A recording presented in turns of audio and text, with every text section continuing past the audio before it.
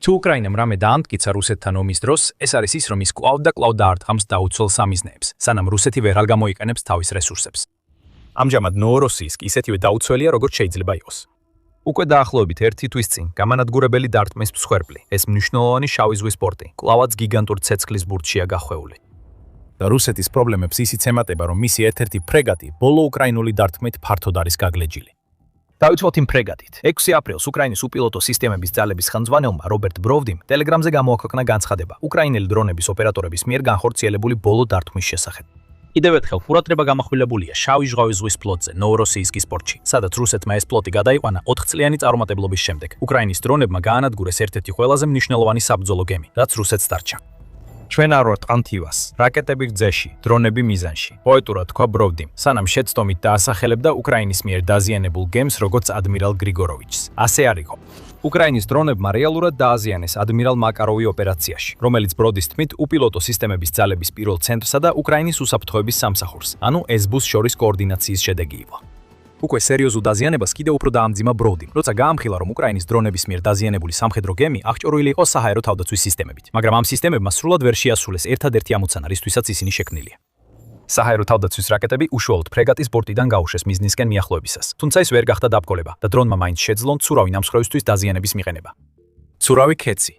ეს საინტერესო აღწერა ადმირალ მაკაროვისთვის, მაგრამ უკრაინისთვის ეს 100%-ით სწორია, რადგან ეს კონკრეტული სამხედრო გემი უკრაინისთვის სერიოზულ პრობლემად იქცა. მაშინაც კი როცა შავი ზღვის ფლოტი სევასტოპოლიდან გაიქცა და ეგონა, რომ ნოვოროსიისკში შედარებით უსაფრთხოდ იქნებოდა.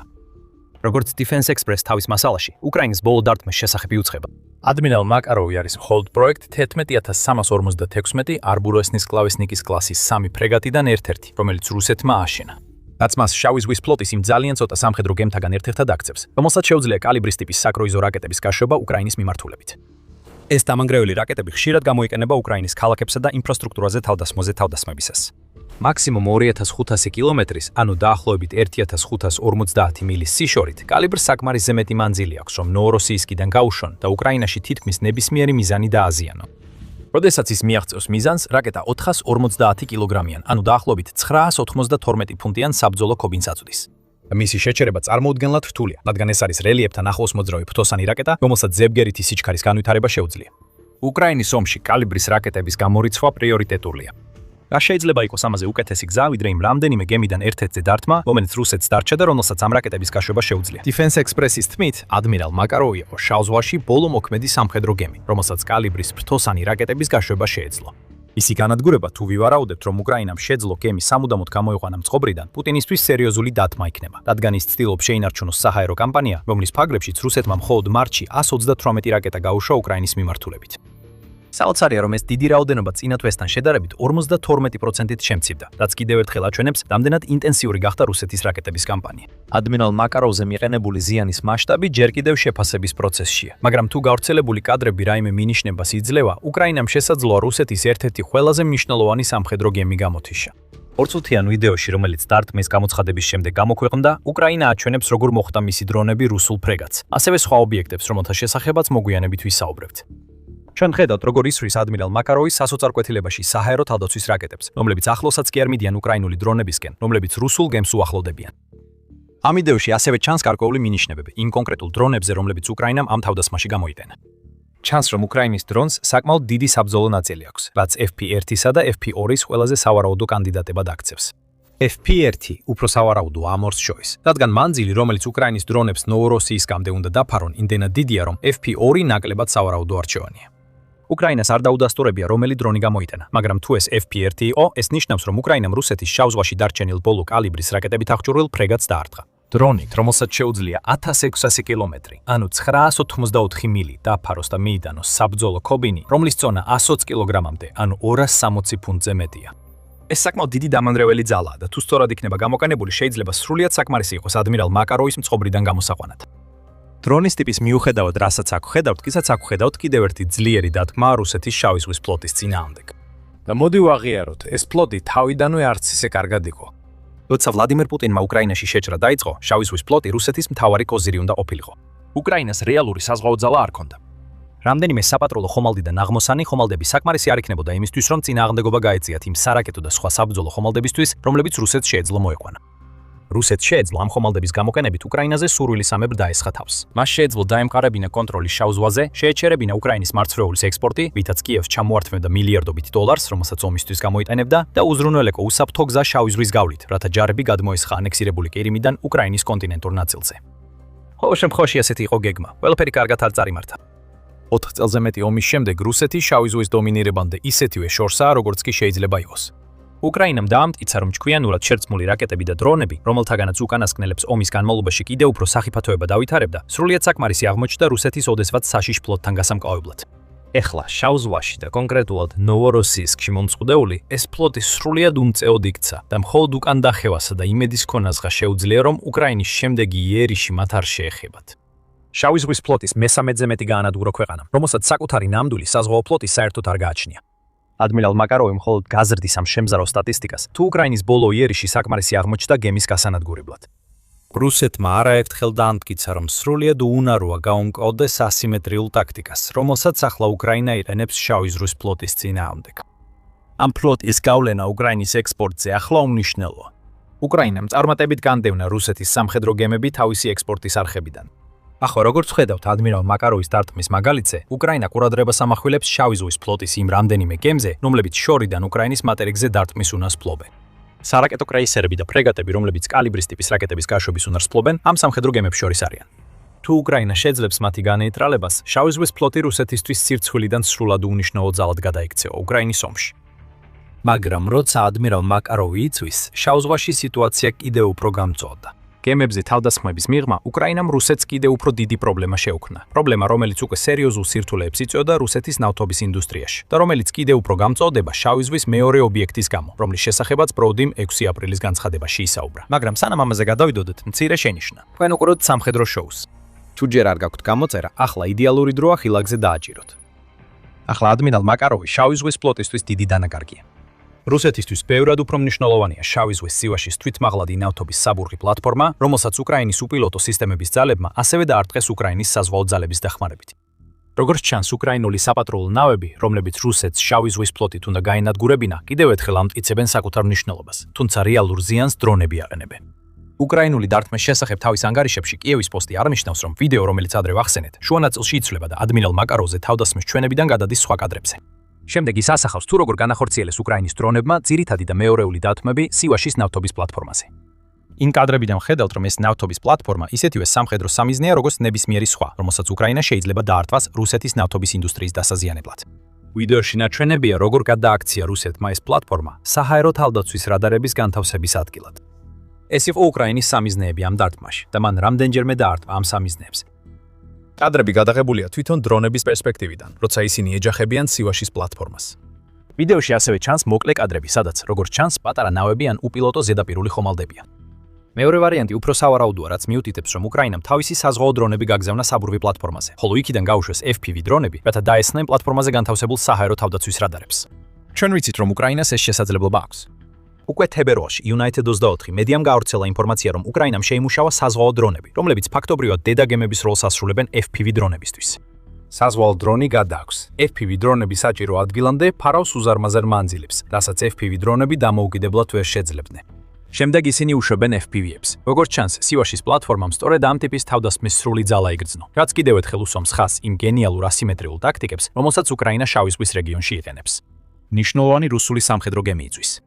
ასევე იწვის ნავთობის საბურღი პლატფორმა, რომელიც რუსეთის შავი ზღვის საჰაერო თავდაცვის ქსელის ნაწილად იყო ქცეული.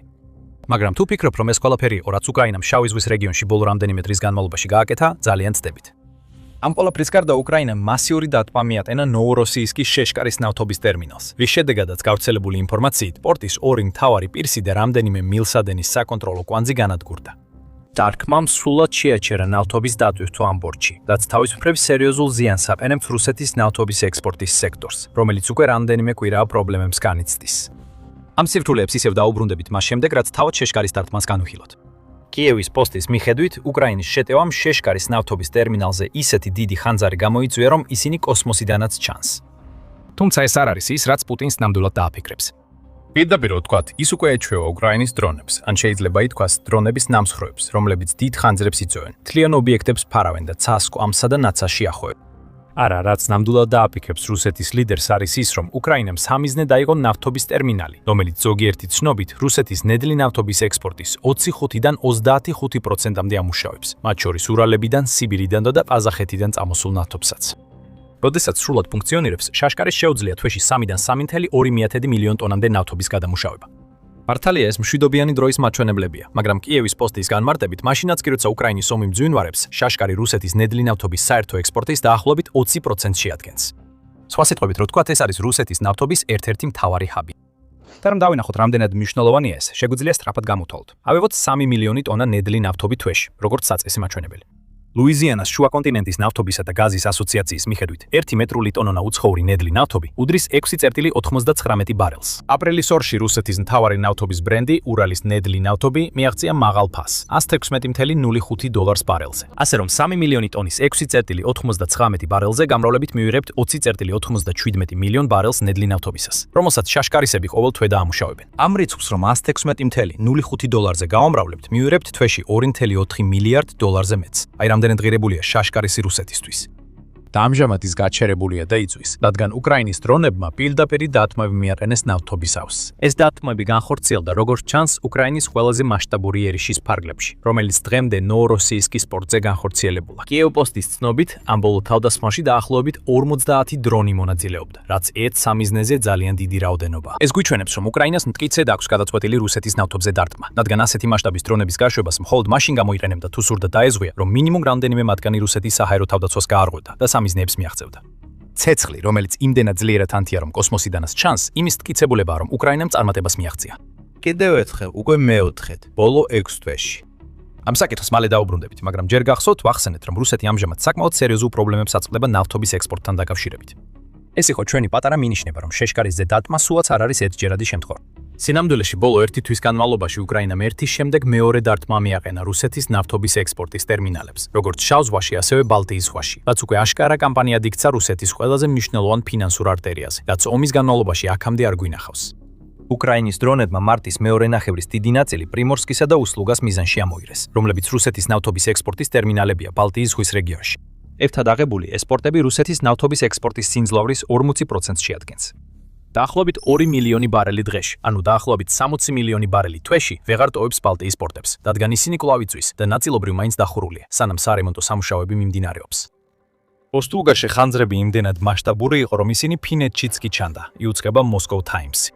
იგივე გამოცემამ ასევე განაცხადა, რომ დაახლოებით 50 ხომალდი იყო გაჭედილი ფინეთის ყურეში 25 მარტს. ეს ყველაფერი უკრაინის დარტყმების გამო. მას შემდეგ პრიმორსკიც და უსლუგაც კვლავ დაიბომბა. უკრაინა ართმობს თავის მიზანს, არ მისცეს პუტინს საშუალება, რომ რუსეთის ნავთობის შემოსავლებით დააფინანსოს უკრაინაში შეჭრა.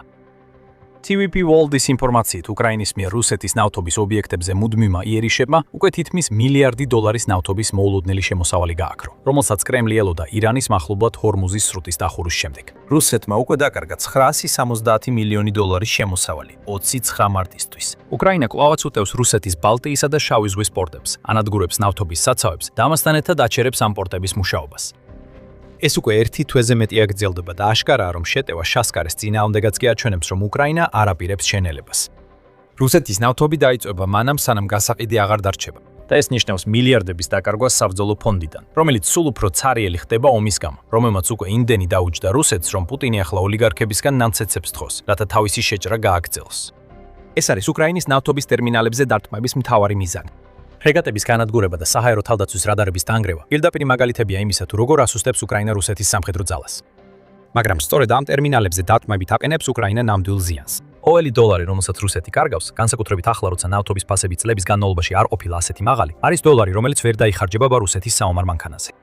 როდესაც პუტინის ფულადი რესურსები იწურება, ეს მანქანა იწვევს დაშლას, რაც უკრაინას აძლევს საშუალებას განახორციელოს მეტი სიღრმისეული დარტყმა და ამავე დროს შეამსუბუქოს ზეწოლა მის სახმელეთო ძალებზე. ასე არ არის, რომ პუტინს შეუძლია იფიქროს, თითქოს ყველაზე ცუდი უკვე დასრულდა.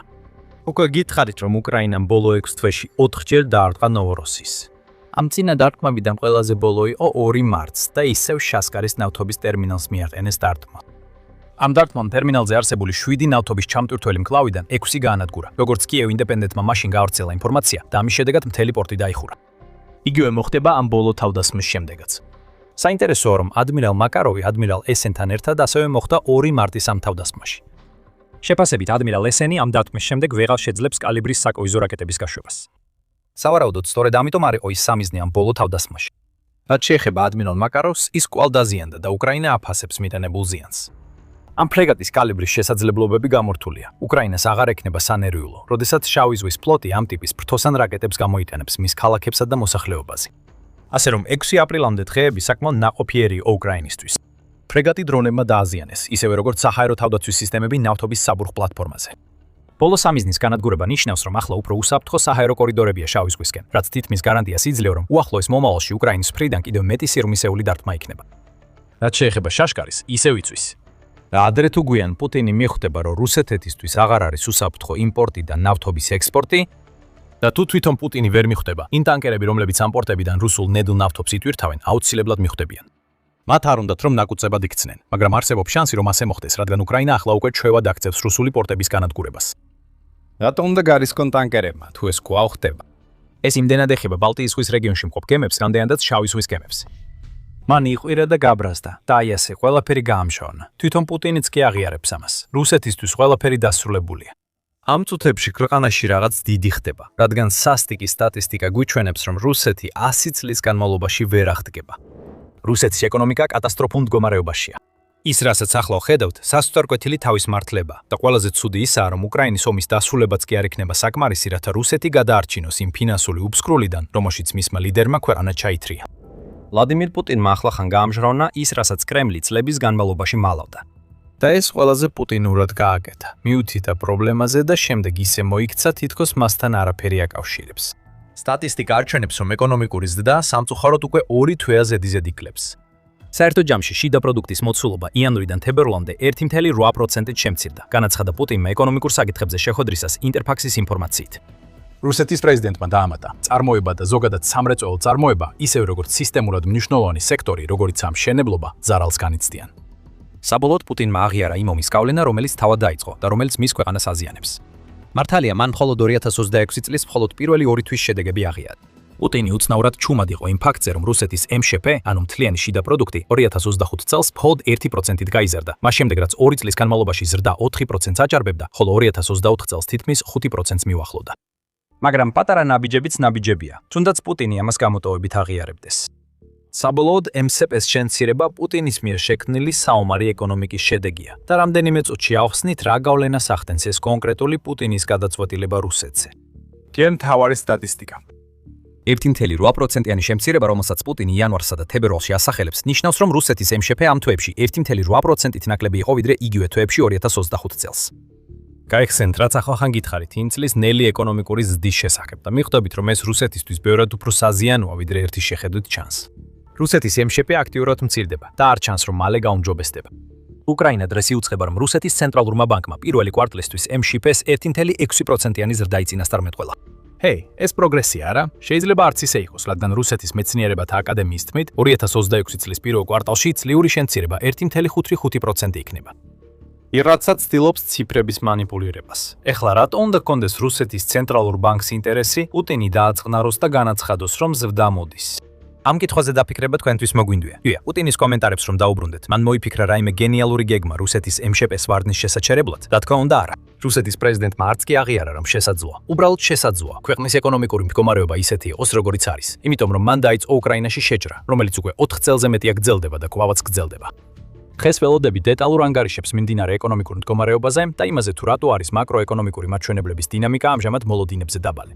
გარდა ამისა, მოლოდინებზე დაბალი არა მხოლოდ ექსპერტებისა და ანალიტიკოსების, არამედ მთავრობის საკუთარი პროგნოზებისა და რუსეთის ცენტრალური ბანკის პროგნოზებისაც, განაცხადა პუტინმა შეხვედრის დროს. მხოლოდ ვივარაუდოთ შეგვიძლია რა სიტყვიან ეს ანგარიშები. ძალიან მამაცი რუსი ეკონომისტი, ან იქნებ Taylor Swift-ის ფანი, ვინც ვერ უძლებს სურვილს თქვას. პრობლემა შენ ხარ, პუტინ, ეს შენ ხარ. პუტინი შეიძლება მოხერხებულად იქცევა ისე თითქოს არაფერ შუაშია რუსეთის მდგომარეობასთან, მაგრამ მან ასევე გადაწყვიტა, რომ ახლა დროა ისე მოიქცეს, თითქოს რუსეთის ეკონომიკაში კარგი რაღაცებიც არის. შეხვედრის დროს თავის მართლება აშკარა გახდა, როცა პუტინმა განაცხადა, რომ მის გარშემო შემომყოფმა ექსპერტებმა კალენდარზე მიუთითეს, როგორც ერთ-ერთ მიზეზზე, თუ რატომ შემცირდა რუსეთის ეკონომიკა ასე ძლიერად 2025 წლის პირველ 2 თვეში. პუტინის თქმით, მიმდინარე წლის იანვარში 2 სამუშაო დღით ნაკლები იყო ვიდრე გასულ წელს, ხოლო თებერვალში 1 სამუშაო დღით ნაკლები. არ ცდება, მაგრამ მართლა, პუტინო. 3 სამუშაო დღის დაკარგვა საკმარისია, რომ 1.8%-ით შემცირდეს MŠP. თუ ასეა, მაშინ რატომ იზრდება სხვა ქვეყნები? დიდი ბრიტანეთი, რომელიც თავადაც არ არის საუკეთესო ეკონომიკურ მდგომარეობაში, იანვარში 0.1%-იანი რეალური MŠP-ის ზრდა დააფიქსირა, ხოლო თებერვალში 0.5%-იანი ზრდა. ეს არ არის შესანიშნავი მაჩვენებლები, მაგრამ იმის გათვალისწინებით, რომ იაპონია, აშეტეში და შვიდთა ჯგუფი მთლიანობაში 0.1-დან 0.3%-მდე ზრდას აფიქსირებენ, ეს შეესაბამება იმას, რასაც დანარჩენ მსოფლიოში ვხედავთ. თუმცა რუსეთის ეკონომიკა 1.8%-ით შემცირდა. ნუ თუ პუტინი ცდილობს თქვას, რომ სხვა ქვეყნებს ჯადოსნურად ჰქონდათ ის სამი დამატებითი სამუშაო დღე, რაც რუსეთმა გამოტოვა. კალენდარზე დაბრალება სუსტი საბაბია და ნამდვილად არ არის საკმარისი იმის ასახსნელად, რა მონაცემებიც ეხლა რუსეთიდან გამოდის. პუტინმა ასევე აღნიშნა რუსეთში უმუშევრობის დაბალი დონე, როგორც კიდევ ერთი დადებითი მხარე. ამჟამად უმუშევრობის დონე 2.1%-ს შეადგენს. ეს სხვა ფაქტორებთან ერთად მიუთითებს, რომ ჩვენი შრომის ბაზარი იცვლება და მოქმედია. პლატფორმაზე დაფუძნებული დასაქმების ფორმები ვითარდება, განაცხადა პუტინმა შეხვედრის დროს. 2.1%-იანი უმუშევრობის მაჩვენებელი ნამდვილად შთამბეჭდავია. სულ მცირე ზედაპირზე, მაგრამ პუტინის ციფრებთან დაკავშირებით არსებობს რამდენიმე პრობლემა. რაც აჩვენებს, რომ ეს დაბალი მაჩვენებელიც კი არ არის ის მთავარი მიღწევა, როგორც ამას პუტინი ამტკიცებს. პირველ რიგში ჩვენ არ ვიცით, რამდენად ზუსტია ეს მაჩვენებელი. 10 იანვარს Eurasia Review-მა გამოაქვეყნა ეკონომისტ ვალენტინ კატასანოის განცხადებები, რომელმაც თქვა, რომ 2.1%-იანი მაჩვენებელი ან 2.2%, როგორც ეს იანვარში იყო, საერთოდ არ ასახავს რუსეთის უმუშევრობის სრულ მასშტაბს. ეს პროცენტი არ ითვალისწინებს იმ ადამიანებს, ვინც უმუშევრად არ დაურეგისტრირებია თავის შესაბამის ორგანოებში. ასევე ეს მაჩვენებელი არ ითვალისწინებს იმ ადამიანებს, რომლებიც ფორმალურად დასაქმებულებად ითვლებიან, მაგრამ რეალურად სრულ განაკვეთზე არ მუშაობენ, რადგან მათ სამუშაო დროებს უმცირებენ, ან კომპანიები აჩერებენ მათ, რადგან საკმარისი სამუშაო არ აქვთ. კატასანოვი ამბობს, რომ თუ ამ საკითხებს გავითვალისწინებთ, რუსეთში უმუშევრობის მაჩვენებელი სავარაუდოდ ორმაგდება. ასე რომ ის ნათელი სურათი, რომელსაც პუტინი ცდილობს წარმოაჩინოს ამ მიმართულებით, სინამდვილეში ასე არ არის. სხვა რას უნდა ელოდო რუსეთის ლიდერისგან. მაგრამ დაუშვათ, რომ პუტინის 2.1%-იანი უმუშევრობის მაჩვენებელი პირდაპირ მივიღოთ. თუნდაც ეს სიმართლე იყოს, ეს კიდევ ერთი შემთხვევაა, როცა პუტინი საკუთარ თავს ამხელს. ის, რასაც პუტინი რუსეთის ეკონომიკისთვის კარგ მოვლენად წარმოაჩენს, სინამდვილეში იმის ნიშანია, რომ ქვეყანაში შრომითი კრიზისია. გახსოვდეთ, რუსეთი ის ქვეყანაა, რომელსაც უკრაინის მტკიცებით პუტინის შეჭრის შემდეგ 1.3 მილიონზე მეტი მსხვერპლი ჰყავს. ეს ძალიან ბევრი ადამიანია, ძირითადად მამაკაცები, რომლებიც უბრალოდ გაქრნენ რუსეთის სამუშაო ძალიდან. და როგორც ამერიკის საგარეო პოლიტიკის საბჭო აღნიშნავს, რუსეთი პუტინის ომში მძიმე დემოგრაფიული და შრომითი კრიზისების ფონზე შევიდა. რუსეთისთვის ამ პრობლემების გადაჭრის ყველაზე ოპტიმისტური სცენარი არის ყოველწლიურად 550,000 მიგრანტის შემოყვანა, მხოლოდ იმისთვის, რომ მოსახლეობის შემცირება შეაჩეროს და ეს ომის ვალის გათვალისწინებამდეა.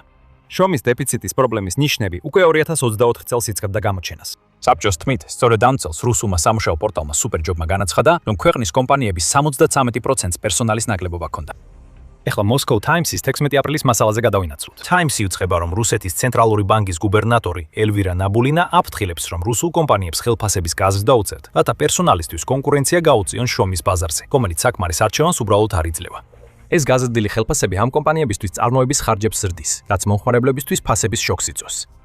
მუშაკების ნაკლებობა რუსეთში ახლა ქვეყნის ფასების სტაბილურობისთვის მთავარი საფრთხეა. ასე რომ შეიძლება 2.1%-იანი უმუშევრობის მაჩვენებელი ისეთი კარგი არ იყოს, როგორც პუტინი ამტკიცებს. რაც სინამდვილეში ჩანს ნიშნავს იმას, რომ პუტინს არ უპოვია გამოსავალი შრომის დეფიციტის პრობლემისთვის, რომელიც წლებია არსებობს. თუ რამეა, მან კიდევ უფრო გააუარესა ეს პრობლემა ომის დაწყებით, რომელიც როცა დასრულდება, რუსეთს მილიონობით პოტენციურ მუშახელს დააკარგვინებს. ეს იყო რუსეთის ეკონომიკის დადებითი მხარეები, მაგრამ აშკარად არც ერთი მათგანი არ ჩანს განსაკუთრებით პოზიტიურად, მიუხედავად პუტინის ცდილობისა. მაგრამ აქ იწყება სერიოზული ნაწილი. რუსეთის ნამდვილი პრობლემა ისაა, რომ მისი ეკონომიკის ამდენიმე სექტორი ამჟამად თავისუფალ ვარდნაშია და პუტინს ბევრი არაფრის გაკეთება შეუძლია. მაგრამ სანამ ამაზე გადავიდოდით, შეგახსენებთ, რომ თქვენ უყურებთ სამხედრო შოუს. თუ ამ ვიდეოდან მნიშვნელოვან ინფორმაციას იღებთ, გამოიწერეთ არხი, რომ არ გამოგრჩეთ ჩვენი ანალიზი. რუსეთში სერიოზული ეკონომიკური პრობლემებია. ვიცით, რომ ეს უკვე გსმენიათ, ალბათ სწორედ ამ არხზე. მაგრამ ახლა რასაც ვხედავთ, ეს არის 4 წლის განმავლობაში პუტინის მიერ მიღებული საშინელი გადაწყვეტილებების ჯაჭვური ეფექტი, რომელიც რუსეთს ფინანსურ უბსკრულში აკეთებს, საიდანაც ამოსვლა აღარ შეეძლება. დავიწყებთ ბიზნეს აქტივობით. Ukraina Today-ის ინფორმაციით, რომელიც Moscow Times-ის ინფორმაციას აზიარებს, რუსეთის ცენტრალური ბანკის მონიტორინგმა აჩვენა, რომ ბიზნეს აქტივობის ზრდა რუსეთში კლებულობს. ბიზნეს კლიმატის ინდიკატორის, ანუ BCI-ის გამოყენებით, სადაც 0-ზე მეტი მაჩვენებელი ზრდის ნიშანია, ხოლო 0-ზე ნაკლები კლების, რუსეთმა იანვარში 0.2-დან თებერვალში -0.1-მდე დაიწია. საუკეთესო შემთხვევაში ამას სტაგნაციას უწოდებდით და აქედან მხოლოდ უარესდება. ცენტრალურმა ბანკმა ასევე დააფიქსირა ბიზნესის შემოსავლების მკვეთრი კლება რუსეთის უმეტეს სექტორში 2026 წლის პირველი კვარტლის განმავლობაში და ეს კლება ყოველთვის უფრო მძაფრდება. უკრაინის ახალი ხმა კიდევ უფრო მეტ სტატისტიკას გვთავაზობს, რომელიც რუსეთის ინდუსტრიულ პრობლემების მასშტაბს აჩვენებს. შენებლობამ, რომელიც დიდი ხანია რუსეთის შიდა ეკონომიკის საკრდენია, იანვარში წლიურ ჭრილში წარმოების 16%-იანი ვარდნი განიცადა. თებერვალში ვარდნა კიდევ 14% გაგდით გაგრძელდა, რაც სავარაუდოდ გამოწვეულია იმით, რომ 2025 წლის მეოთხე კვარტალში ფიქსირებულ კაპიტალში ინვესტიციები 5.3%-ით შემცირდა. რუსეთში დამამუშავებელი მრეწველობის წარმოების მოცულობა 2026 წლის პირველი 2 თვის განმავლობაში წლიურ ჭრილში 2.9%-ით შემცირდა. რუსეთის კომერციული ტრანსპორტის სატვირთო ბრუნვა თებერვალში მკვეთრად შემცირდა და 430.3 მილიარდ ტონა კილომეტრს მიაღწია, რაც ყველაზე დაბალი მაჩვენებელია 2030 წლის შემდეგ, როდესაც პანდემიის პიკი იყო. რუსეთში საცალო ვაჭრობა სტაგნაციას განიცდის და ხელფასების ზრდა ნელდება. თებერვალში ეს მაჩვენებელი 8% იყო, მაშინ როცა 2025 წლის განმავლობაში მთლიანად 13.5% შეადგენდა. ეს ყველაფერი გვიჩვენებს, რომ რუსეთის ბიზნესებს უჭირთ. უკვე მასიური სამუშაო ძალის დეფიციტის პირობებში, ახლა ისინი ფულს სწრაფად კარგავენ, რაც ნიშნავს, რომ ვერ ასთავაზობენ იმ მაღალ ხელფასებს, რასაც ადრე თავაზობდნენ. ჩვენ ვიწყებთ იმის დანახვას, რომ ამ ყველაფრის გამო სასოწარკვეთილი ზომები მიიღება. რუსეთის რამდენიმე ქარხანა სამდრიან სამუშაო კვირაზე გადადის, როგორც United 24 მედიამ 30 მარტს გაავრცელა ინფორმაცია. მათ შორისაა IZ Cartex, რომელიც სამთო ექსკავატორების ქარხანაა და უკვე თავისი პერსონალის 38% შემცირებულ სამუშაო საათებზე გადაიყვანა. ხოლო ლენინგრადში, როგორც წარო იუწყება, 8 საწარმო მთლიანად შეწყვიტა წარმოება, ხოლო კიდევ 16-მა სამუშაო გრაფიკი შეამცირა. რუსეთის ავტოსექტორიც მსგავს პრობლემებს აწყდება. ავტოაზი და კამაზი, რომლებიც რუსეთის ორი უმსხვილესი ავტომწარმოებელია, იძულებულნი გახდნენ, რომ ერთმა წარმოება შეეჩერებინა, მეორემ კი სამუშაო საათები შეემცირებინა. კამაზი 4 დღიან სამუშაო კვირაზე გადავიდა, რაც იმავე ნაბიჯს იმეორებს, რაც 2025 წლის ზაფხულში გადადგა, როცა რუსული ავტომობილების გაყიდვები დაეცა. უკვე ნოემბერში რუსულმა ტანკწარმოებელმა ურალ ვაგონზაოდმა მასობრივი გათავისუფლებები გამოაცხადა, რის შედეგადაც მისი ზოგიერთი გამყოფილების თანამშრომელთა რაოდენობა 50%-ით შემცირდა. ეს არ არის ის ნაბიჯები, რომელსაც ჯამფრთელი კომპანიები დგამენ. ეს არის ნაბიჯები, რომელსაც კომპანიები მაშინ დგამენ, როცა ისინი ვერ იღებენ იმ შეკვეთებს, რაც საჭიროა გადარჩენისთვის და გარდაუვალი კოლაფსისკენ მიექანებიან. და კიდევ უფრო ფართო დონეზე ამ ბიზნეს პრობლემს გავლენა აქვს რუსეთის ფედერალურ ბიუჯეტზე. რუსეთი თავის ნავთობისა და გაზის არამომპოვებელ კომპანიებს გადასახადებით თითქმის გაანადგურებს. დამატებული ღირებულების გადასახადი გაიზარდა, ისევე როგორც აქციზი და კიდევ რამდენიმე სხვა გადასახადი. ამ ყველაფრის მიუხედავად რუსეთმა 2026 წლის პირველი კვარტლის განმავლობაში მხოლოდ დაახლოებით 7%-ით მეტი შემოსავალი მიიღო ენერგეტიკასთან დაკავშირებული ბიზნესებიდან. და ეს მაშინ, როდესაც რუსეთის ფედერალური ბიუჯეტის ხარჯები 17%-ით გაიზარდა. შედეგი 4.58 ტრილიონი რუბლის, ანუ 60 მილიარდი დოლარის ბიუჯეტის დეფიციტი, იმ დროს როცა რუსეთი 100 მილიარდ დოლარს ხარჯავს უკრაინაში ომისთვის. ჩვენ ახლახან ვახსენეთ ნავთობი და გაზი. ენერგეტიკა რუსეთის ეკონომიკის ქვაკუთხედია. ოქსფორდის ენერგეტიკული კვლევების ინსტიტუტის თქმით, რუსეთის ნავთობისა და გაზის კომპანიების შემოსავლებზე კარგად 30-დან 50%-ამდე შეადგენს ფედერალური ბიუჯეტის შემოსავლებს, ხოლო მთლიანად ენერგეტიკული ინდუსტრია რუსეთის MŠP-ს 20%-ის შეადგენს. ამ პროცენტებიდან შეგვიძლია დავასკვნათ, რომ ძლიერი ენერგეტიკული სექტორი, როგორც წესესი, რუსეთის შიგნით კარგ ეკონომიკურ პირობებს ნიშნავს. მაგრამ სუსტი ენერგეტიკული სექტორი უკვე პრობლემაა და ეს კიდევ ერთი პრობლემაა, რომელსაც თავად რუსეთი ავრცელებს.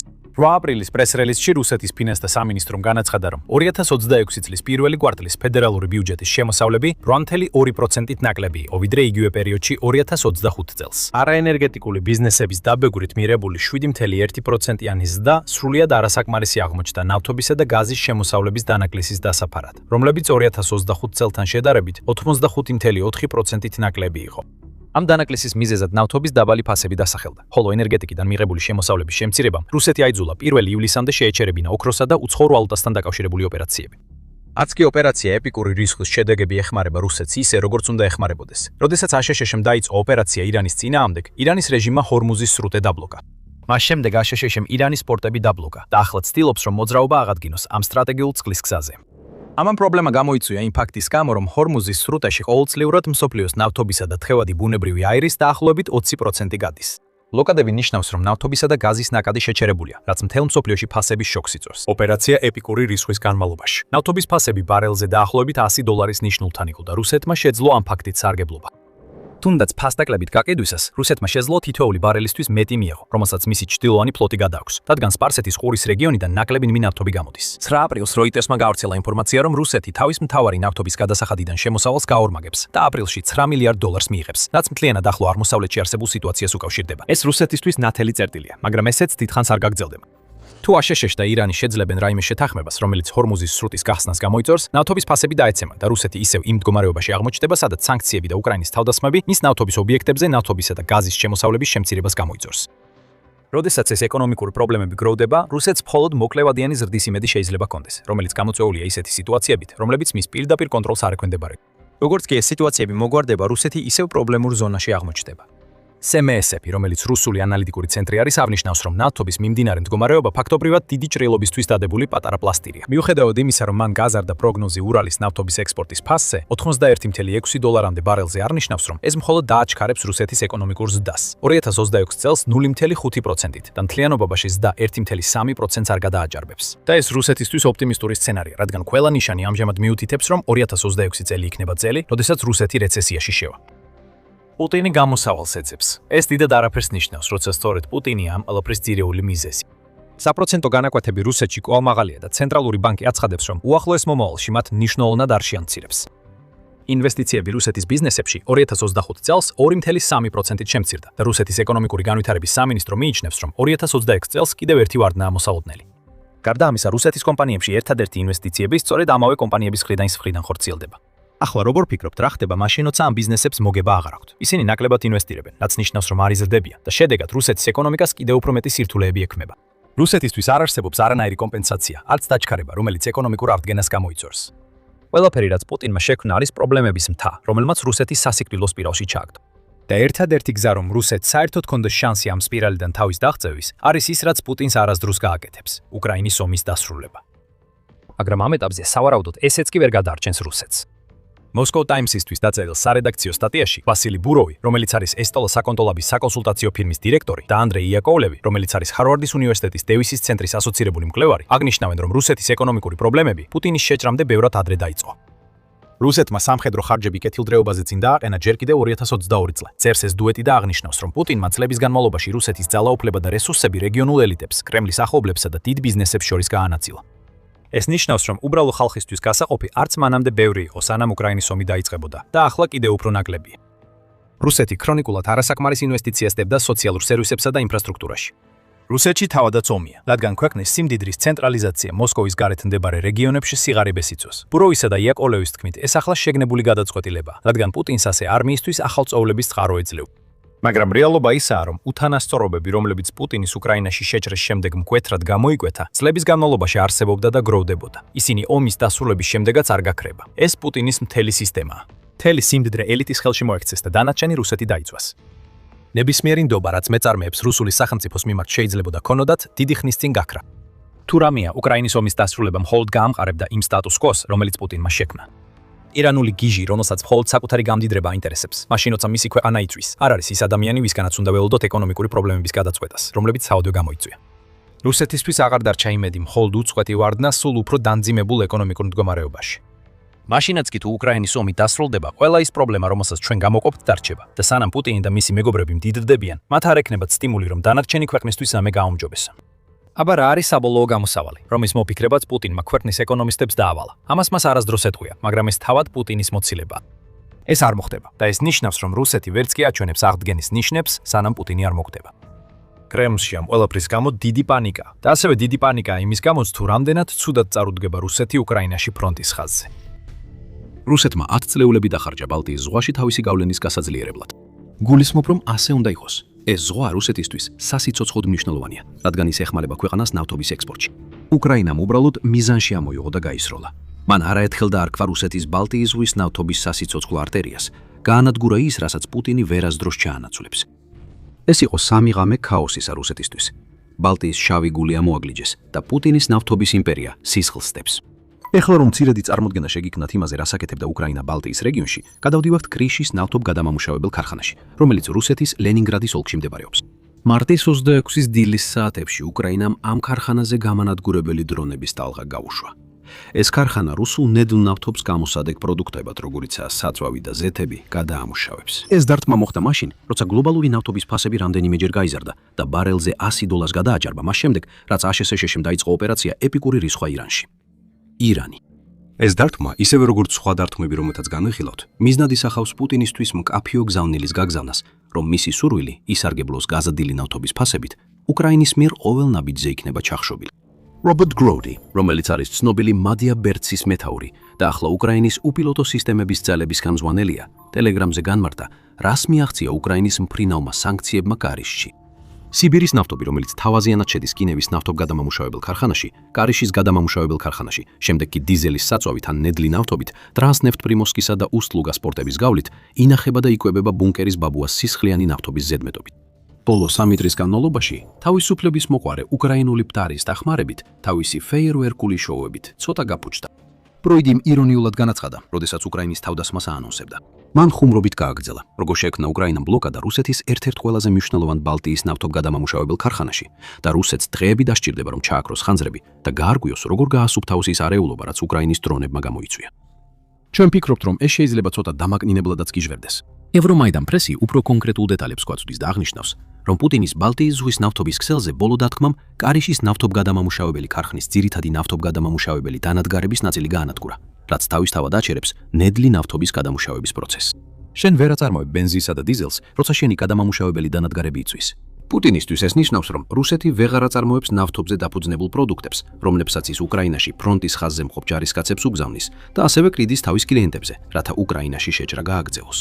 გადამამუშავებელი დანადგარების გარდა, უკრაინის დრონებმა ნავთობგადამამუშავებელში ასევე 2 საცავი ავზი დააზიანეს. ამიტომ ნავთობი, რომელიც გადამუშავებისთვის მზადდებოდა, ან უკვე გადამუშავებული პროდუქცია, რომელიც გადაზიდვისთვის იყო გამზადებული, ხარისში ასევე იწვის. შეიძლება კიდევ მეტი იყოს. ზიანის რეალური მასშტაბები ჯერ კიდევ შეფასების პროცესშია. ჩვენ არ ხედავთ რუსული მხარისთვის დამახასიათებელ განცხადებებს. თითქოს ეს ყველაფერი უკრაინული დრონების ნამსხვრევებმა გამოიწვია, რაც გვიჩვენებს, რომ ლენინგრადის ხელისუფლება ძალიან დაკავებულია ხარისის ტერიტორიაზე ხანძრების ჩაქრობით. ეს ის ბოლო რამაა, რაც პუტინს ხარისში უნდა დაენახა, რადგან ეს კონკრეტული ნავთობგადამამუშავებელი ქარხანა რუსეთისთვის ბევრად უფრო მნიშვნელოვანია, ვიდრე მის პრეზიდენტს სურს, რომ ხალხმა იფიქროს. ხარისი უბრალოდ კიდევ ერთი ნავთობგადამამუშავებელი ქარხანა არ არის. უკრაინა უკვე თვეები უხტავს რუსეთის ნავთობგადამამუშავებელ ქარხნებს, რათა პუტინის შესაძლებლობა შეზღუდოს, მიიღოს სარგებელი რუსეთის ნავთობიდან. ხარისი განსხვავებულია, რადგან ის ბალტიის ზღვის ნავთობის მექანიზმის მთავარი რგოლია, რომელსაც რუსეთი 10 წლეულები აშენებს. ნუმბერგი ამას ნათლად აჩვენებს თავის ანგარიშში უკრაინის იერიშის შესახებ, სადაც აღნიშნულია, რომ ხარისის ობიექტი შექმნილია დღეში 400,000-ზე მეტი ბარელი ნავთობის გადასამუშავებლად და ის კონცენტრირებულია დიზელის, ბენზინისა და მსუბუქი საწვავის წარმოებაზე, რომელთაგანაც უკანასკნელი სპეციალურად მზადდება იმისთვის, რომ რუსეთმა ისინი თავის მომხმარებლებზე ექსპორტზე გაიტანოს. ეხლა ევრომაიდან პრესი კიდევ უფრო მეტ ინფორმაციას გვაწვდის და აღნიშნავს, რომ ხარისის knepis ნავთობგადამამუშავებელი ქარხანა რუსეთის ფედერაციაში 3 უმსხვილეს გადამამუშავებელ საწარმოს შორისაა. საერთო ჯამში ის ყოველწლიურად 20-დან 21 მილიონ ტონა ნედლ ნავთობს ამუშავებს. გარდა იმისა, რომ ხარისის ქარხანა ექსპორტისთვის პროდუქციას აწარმოებს, ის რუსეთის საერთო გადამამუშავებელი სიმძლავრის 6% შეადგენს და აწარმოებს საწვავს, რომელსაც იყენებს როგორც რუსეთის შეიარაღებული ძალები, ასევე მოსახლეობა. უკრაინამ სწორედ იმ ნავთობგადამამუშავებელ ქარხანას დაარტყა, რომელიც პუტინისთვის ყველაზე არასასურველ დროს იყო. როდესაც ნავთობის ფასები ოპერაცია ეპიკური რისკის გამო მკვეთრად იზრდება, პუტინი იმედოვნებდა, რომ ხარისის ქარხანა რუსეთში მილიარდობით დოლარს შემოიტანდა, რაც სხვაგვარად არ ექნებოდა. ეხლა ის იწვის. და მიუხედავად იმისა, რომ ესეც საკმარისად ცუდია, რუსეთის დიქტატორი ლიდერისთვის ხარისის ქარხანაში არსებული მთავარი პრობლემები მხოლოდ უახლესია იმ სირთულეთაგან, რომლებიც რუსეთს შეექმნა. რადგან ამის უკან კიდევ უფრო დიდი პრობლემა დგას. უკრაინა ბალტიისპირეთის მთელ რეგიონში ახორციელებს დახტომებს. რაც კარისში მოხდა, ეს მხოლოდ ბოლოა დარტყმების სერიიდან, რომელიც უკვე რამდენიმე დღე გრძელდება და ყველა მათგანი რუსეთის ბალტიის ზღვის ნავთობის ოპერაციის დასაშლელად ხორციელდება. 3 დღის განმავლობაში, 23 მარტიდან 26 მარტის ჩათვლით, უკრაინული დრონები დაფრინავდნენ, ზოგჯერ 1000 კილომეტრზე მეტს, ანუ 620 მილზე მეტს, რათა ბალტიის რეგიონში კრიტიკული ობიექტები კვლავ და კვლავ დაეზიანებინათ. გარდა ნავთობგადამამუშავებელი ქარხნებისა, უკრაინა აზიანებს საექსპორტო ჰაბებს, ტერმინალებს და თითქმის ყველაფერს, რაზეც იცის, რომ რუსეთი ეყრდნობა თავისი თხევადი ოქროს ქვეყნიდან გატანასა და ფრიდველების ხარბხელებში ჩასაგდებად. ამ 3 დღის განმავლობაში ბალტიის ზღვის გასწვრივ რამდენიმე მნიშვნელოვანი რუსული პორტი დაზიანდა, მათ შორის პრიმორსკი და უსტალუსტალუ.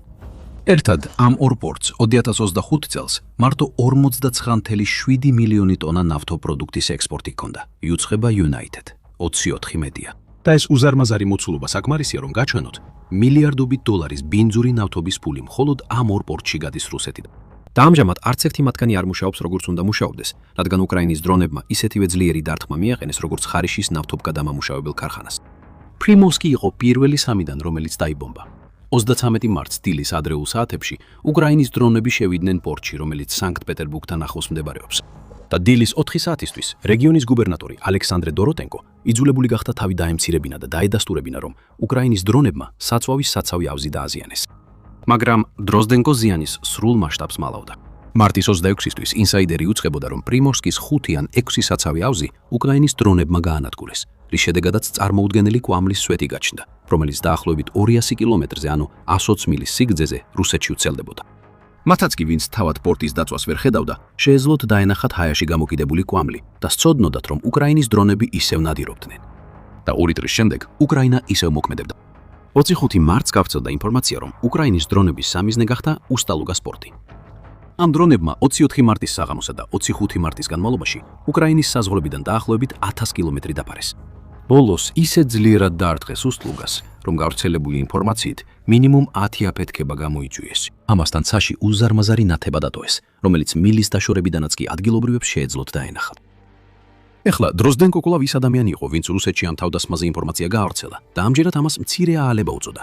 ასევე განაცხადა, რომ საჰაერო თავდაცვამ უკრაინის 46 დრონი ჩამოაგდო. ეხლა ეს დრონების ნამსხვრევების შესახებ განცხადებისგან განსხვავდება. ამას დროს დენკოს ვაღიარებთ. მაგრამ ადგილზე არსებული ცნობები და სატელიტური ფოტოები სრულიად სხვა ამბავს გვიყვება. ტელეგრაფის ცნობით, ამ მცირე აალების შედეგად 100 მეტრზე, ანუ 320 ფუტზე მაღვავით. იგივე ცხარო ასევე არნიშნავს, რომ უკრაინამ მარტის 20 რუის მდგომარეობით 5 ზედიზედ ღამის განმავლობაში 4-ჯერ დაარტყა უსტლუგას. უსტლუგას ნავთობის ჩატვირთვის ფიერი განადგურებული. ასევე ჩანს დაზიანება ტექნიკურ ესტაკადებსა და საცავ აუზებზე, რაც მიუთითებს, რომ უკრაინა უტევს უსტლუგას. ფაქტობრივად ის ანადგურებს ყველაფერს, რაც რუსეთმა აშენა თავისი ნავთობის ინდუსტრიისთვის ბალტიის ზღვის რეგიონში. აქ განმეორება ძალიან მნიშვნელოვანია და ეს წარმოადგენს ესკალაციას, რომელმაც პუტინი სრულიად მოულოდნელად დაატოვა. სამ დღეში სამჯერ დათმის მიყენება რუსეთის ბალტიის ზღვის ნავთობის ინფრასტრუქტურის მთავარ კომპონენტებზე უკვე თავისთავად საკმარისად ცუდია. ეს უკვე ისეთი მასშტაბისა და ზომის თავდასხმაა, რომ უკრაინის ბრწყინვალე დაგეგმვისა და რუსეთის სრულიად არასაკმარისი საჰაერო თავდაცვის კომბინაციას მოითხოვდა. მაგრამ უსტლუგა ერთ კვირაზე ნაკლებ დროში 4-ჯერ დაარტყეს, ხოლო პრიმორსკიც 5 დღეში 3-ჯერ მძიმედ დააზიანეს, ითხოვინება ევრომაიდან პრესი. აქ ჩვენ ხედავთ კოორდინირებულ კამპანიას, რომელსაც ენერგეტიკული ანალიტიკოსი ბორის არონშტეინი მიიჩნევს რუსეთის ნავთობისა და ნავთობპროდუქტების ექსპორტისთვის ყველაზე სერიოზულ საფრთხედ ომის დაწყების შემდეგ. და იგივე ექსპერტი ამატებს, რომ თავდასხმების გააზრებულობამ, მასშტაბმა, მიმართულებამ და მათი განხორციელების გროულობამ ერთად ისეთი ეფექტი გამოიწვია, რომელიც პირადად მე 4 წელზე მეტი ხნის ომში არ მახსოვს. უკრაინა შესაძლოა ცდილობდეს იმავეს მიღწევას, რაც 2025 წელს ყირიმის ფეოდოსიის პორტში მოახერხა. უკრაინის მიერ გასული წლის სექტემბერსა და ოქტომბერში განხორციელებული 2 დარტყმის შემდეგ ომის შესწავლის ინსტიტუტმა შეაფასა, რომ რუსეთი შესაძლოა ვეღარასდროს შეძლოს იმპორტის ამუშავება, სულ მცირე მანამ, სანამ უკრაინასთან ომს აგრძელებს. ფეოდოსიაზე თავდასხმებმა დარტყმა მიაყენა პუტინის უნარს, აკონტროლოს უკანონოდ ანექსირებული კრიმის ნახევარკუნძული. ეხლა კი ბალტიის ზღვის რეგიონში განხორციელებული ეს თავდასხმები კიდევ უფრო დიდ საფრთხეს უქმნის პუტინის შესაძლებლობას აწარმოოს ომი. ზუსტად აგიხსნით რატომაც, სულ რამდენიმე წამში, მაგრამ სანამ ამაზე ვსაუბრობთ, თუ ასეთი ანალიზები გსურთ უფრო ხშირად ნახოთ, გამოიწერეთ სამხედრო შოუ, რომ არც ერთი ჩვენი ვიდეო არ გამოგრჩეთ. ასე რომ პუტინი ბოლო კვირას უყურებდა, როგორ ანადგურებს უკრაინა რუსეთის 2 მთავარ ბალტიის ზღვის ნავთობის პორტს. და ახლა ის ვერაფერს აკეთებს, როცა კიდევ ერთი ნავთობგადამამუშავებელი ქარხანა იწვის. ეს ნავთობგადამამუშავებელი ქარხანა ამ 2 პორტს ამარაგებს, ან ასე იქნებოდა, რომ ეს პორტებიც არ იწოდეს. როცა პუტინი იმალება თავის მიერ ნაპოვნ რომელიღაცა სამალავში, რუსეთის მთელი ბალტიის ზღვის ნავთობის ოპერაცია კვამში იბანდება, პირდაპირ მნიშვნელობით. პორტები, რომლებზეც უკრაინამ მრავალჯერადი იერიშები მიიტანა, ყოველდღიურად დაახლოებით 1,000,000 ბარელ ნავთობს ტვირთავენ და აგზამიან. ამჟამად, როგორც The Telegraph იუწყება, რუსეთი ნავთობიდან დღეში დაახლოებით $760 მილიონ ირებს. ეს ისევ და ისევ ფასების ზრდის გამო ხდება, რომლის მთავარი მიზეზიც ირანის მიერ ჰორმუზის სრუტის ბლოკადაა. ეხლა United 24-ის ცნობით, რუსეთს შეიძლება 2 კვირაზე მეტი დასჭირდეს თავისი 2 ბალტიის ზღვის პორტის ავსადგენად, რაც ეფუძნება მსგავს სამუშაოებს, რომლებიც მარტში ნოვოროსისკში დრონების თავდასხმების შემდეგ ჩატარდა. და მხოლოდ თვის ბოლოს დაიწყეს ტანკერებმა იმპორტში დაბრუნება. ეს აღდგენის ვადები იმაზეა დაფუძნებული, რომ უკრაინა არ გააგრძელებს ამ პორტებსა და ნავთობგადამამუშავებელ ქარხნებზე დარტყმებს ისევ და ისევ, სანამ იქ აღარაფერი დარჩება. უკრაინა მიცის, რომ ამის გაკეთება შეუძლია. მან დაახლოებით 1 კვირაში რამდენჯერმე წარმატებით დაარტყა რუსეთის ბალტიის ზღვის ნავთობ ინფრასტრუქტურას, რაც გვიჩვენებს, რომ რუსეთის საჰაერო თავდაცვა ან კომპრომეტირებულია, ან არასაკმარისია, ან უბრალოდ არ არსებობს პრიმორსკში, უსტლუგასა და კარიშში. ეხლა მოდით ერთი წუთით დავფიქრდეთ იმ ზიანის რეალურ მასშტაბებზე, რაც უკრაინამ მიაყენა თავისი 1 კვირის გამანადგურებელი დარტყმებით. United 24 მედია იუწყება, რომ პრიმორსკისა და უსტლუგას პორტებში 18 ტანკერი იდგა 22 მარტს, ანუ იმ დღეს, სან უკრაინა დარტყმებს დაიწყებდა. საკონტექსტოდ, ეს თითქმის რუსეთის ყველა ნავთობის პორტის ერთობლივი ტევადობის ნახევარია, აღნიშნავს გამოცემა, რაც კიდევ ერთხელ უსვამს ხაზს, რამდენად მნიშვნელოვანია ეს ბალტიის ზღვის მარშრუტები პუტინისთვის. უსტლუგისა და პრიმორსკის რამდენიმე კვირით დახურვა ეს სერიოზულად დააზარალებს რუსეთის მთელ ნავთობის ოპერაციას. გავრცელებული ინფორმაციით, მარტის 22-ს ნოვოროსისკში არც ერთი ტანკერი არ მისულა, რაც რუსეთის მთავარი შავი ზღვის ნავთობის პორტია. ეხლა რუსეთს მხოლოდ რამდენიმე პორტი დარჩა არქტიკის რეგიონში და რამდენიმე პორტი წყნარ ოკეანეში, რომლებიც არც თუ ისე იდეალურია ნავთობის ექსპორტისთვის და ამ ნავთობის დიდი ნაწილი ბალტიის ზღვით გადის. ეხლა რუსეთის ნავთობის მწარმოებლები მაქსიმალურად ცდილობენ, რომ თავიანთი პროდუქცია გადაადგილონ დაზარალებული ბალტიის ზღვის პორტებიდან. Oilprice.com იუწყება, რომ უსტლუგისა და პრიმორსკის დაკარგვამ ესიერად შეამცირა რუსეთის ნავთობის ექსპორტის მთლიანი სიმძლავრის დაახლოებით 40%. ამან გამოიწვია მილსადენის ოპერაციები. ოპერატორი ტრანსნეფტი ცდილობს თავისი ნავთობის სხვა პორტებში გადაამისამართოს, თუმცა თითქოს ბევრი სხვა არჩევანი არც აქვს. ეს ნავთობი ან არქტიკისა და წყნარი ოკეანის პორტებში უნდა წავიდეს, რომლებიც უკვე ვახსენეთ და რომლებიც ასეულობით თუ არა ათასობით მილის დაშორებითაა რუსეთის ბალტიის ზღვის პორტებიდან. ან უნდა შევიდეს საცავებში, სადაც ის უძრავად იქნება და უკრაინის დრონების კიდევ უფრო მეტი ერიშისთვის ადვილი სამიზნე გახდება. ამავე დროს, როგორც იგივე წყარო იუწყება, შავი ზღვის მიმართულებითაც აქვს რუსეთს კარგული არჩევანი. მაგრამ რადგან ნოვოროსიისკი მხოლოდ ახლა იწყებს ფუნქციონირებას, ეს არჩევანიც შეზღუდულია. და მიუხედავად იმისა, რომ ეს სპორტი ისევ იხსნება, ინფრასტრუქტურა არ შეესაბამება იმ მოთხოვნებს, რაც რუსეთს სჭირდება ექსპორტის ტემპის შესანარჩუნებლად. გარდა ამისა, ეს ნოვოროსიისკია შავ ზღვაში. ეს უკრაინისთვის კიდევ უფრო დიდი სამიზნეა, ვიდრე ბალტიის ზღვის პორტები. ამიტომ ნავთობისა და ტანკერების იქ გაგზავნა ფაქტობრივად იგივეა, რაც უკრაინის დრონებისთვის მიწვევა, რომ დროა კიდევ ერთხელ დაარტყან ნოვოროსიისკს. ეხლა ამ ეტაპზე უკრაინას ფაქტობრივად რუსეთის ნავთობი ქვეყანაში აქეთ-იქით დახავს, რაც ნიშნავს, რომ ის არ იყიდება. და თუ ნავთობი არ იყიდება, ეს ნიშნავს, რომ რუსეთი ფულს ვერ შოულობს.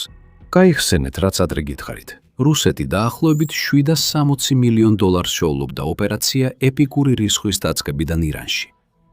ეს მაჩვენებელი $304 მილიონი მცირდება, სანამ უსტლუგა და პრიმორსკი გათიშულია. გულისხმობთ იმ 40%-იანი ექსპორტს, რაც ადრე ვახსენეთ, თუ ეს ციფრი სწორია. შეიძლება ეს მაჩვენებელი კიდევ უფრო მაღალი იყოს. Oilprice.com-მა ასევე განაცხადა, რომ ეს ორი დაზიანებული ბალტიის პორტი რუსეთის საზღვაო ნავთობის ვაჭრობის 60%-ზეა პასუხისმგებელი. ეს ნიშნავს, რომ $450 მილიონ მეტი გაქრება $760 მილიონი დრიური შემოსავლიდან, სანამ ეს ორი პორტი დახურულია. რომელიც ციფრიც არ უნდა იყოს სწორი. პუტინს ეხლა რუსეთის ნავთობის ინდუსტრიაში $100 მილიონი ოდენობის ხვრელის მოგვარება უწევს. და რუსეთი უბრალოდ ვერ დაუშვებს, რომ ეს მოხდეს. Right?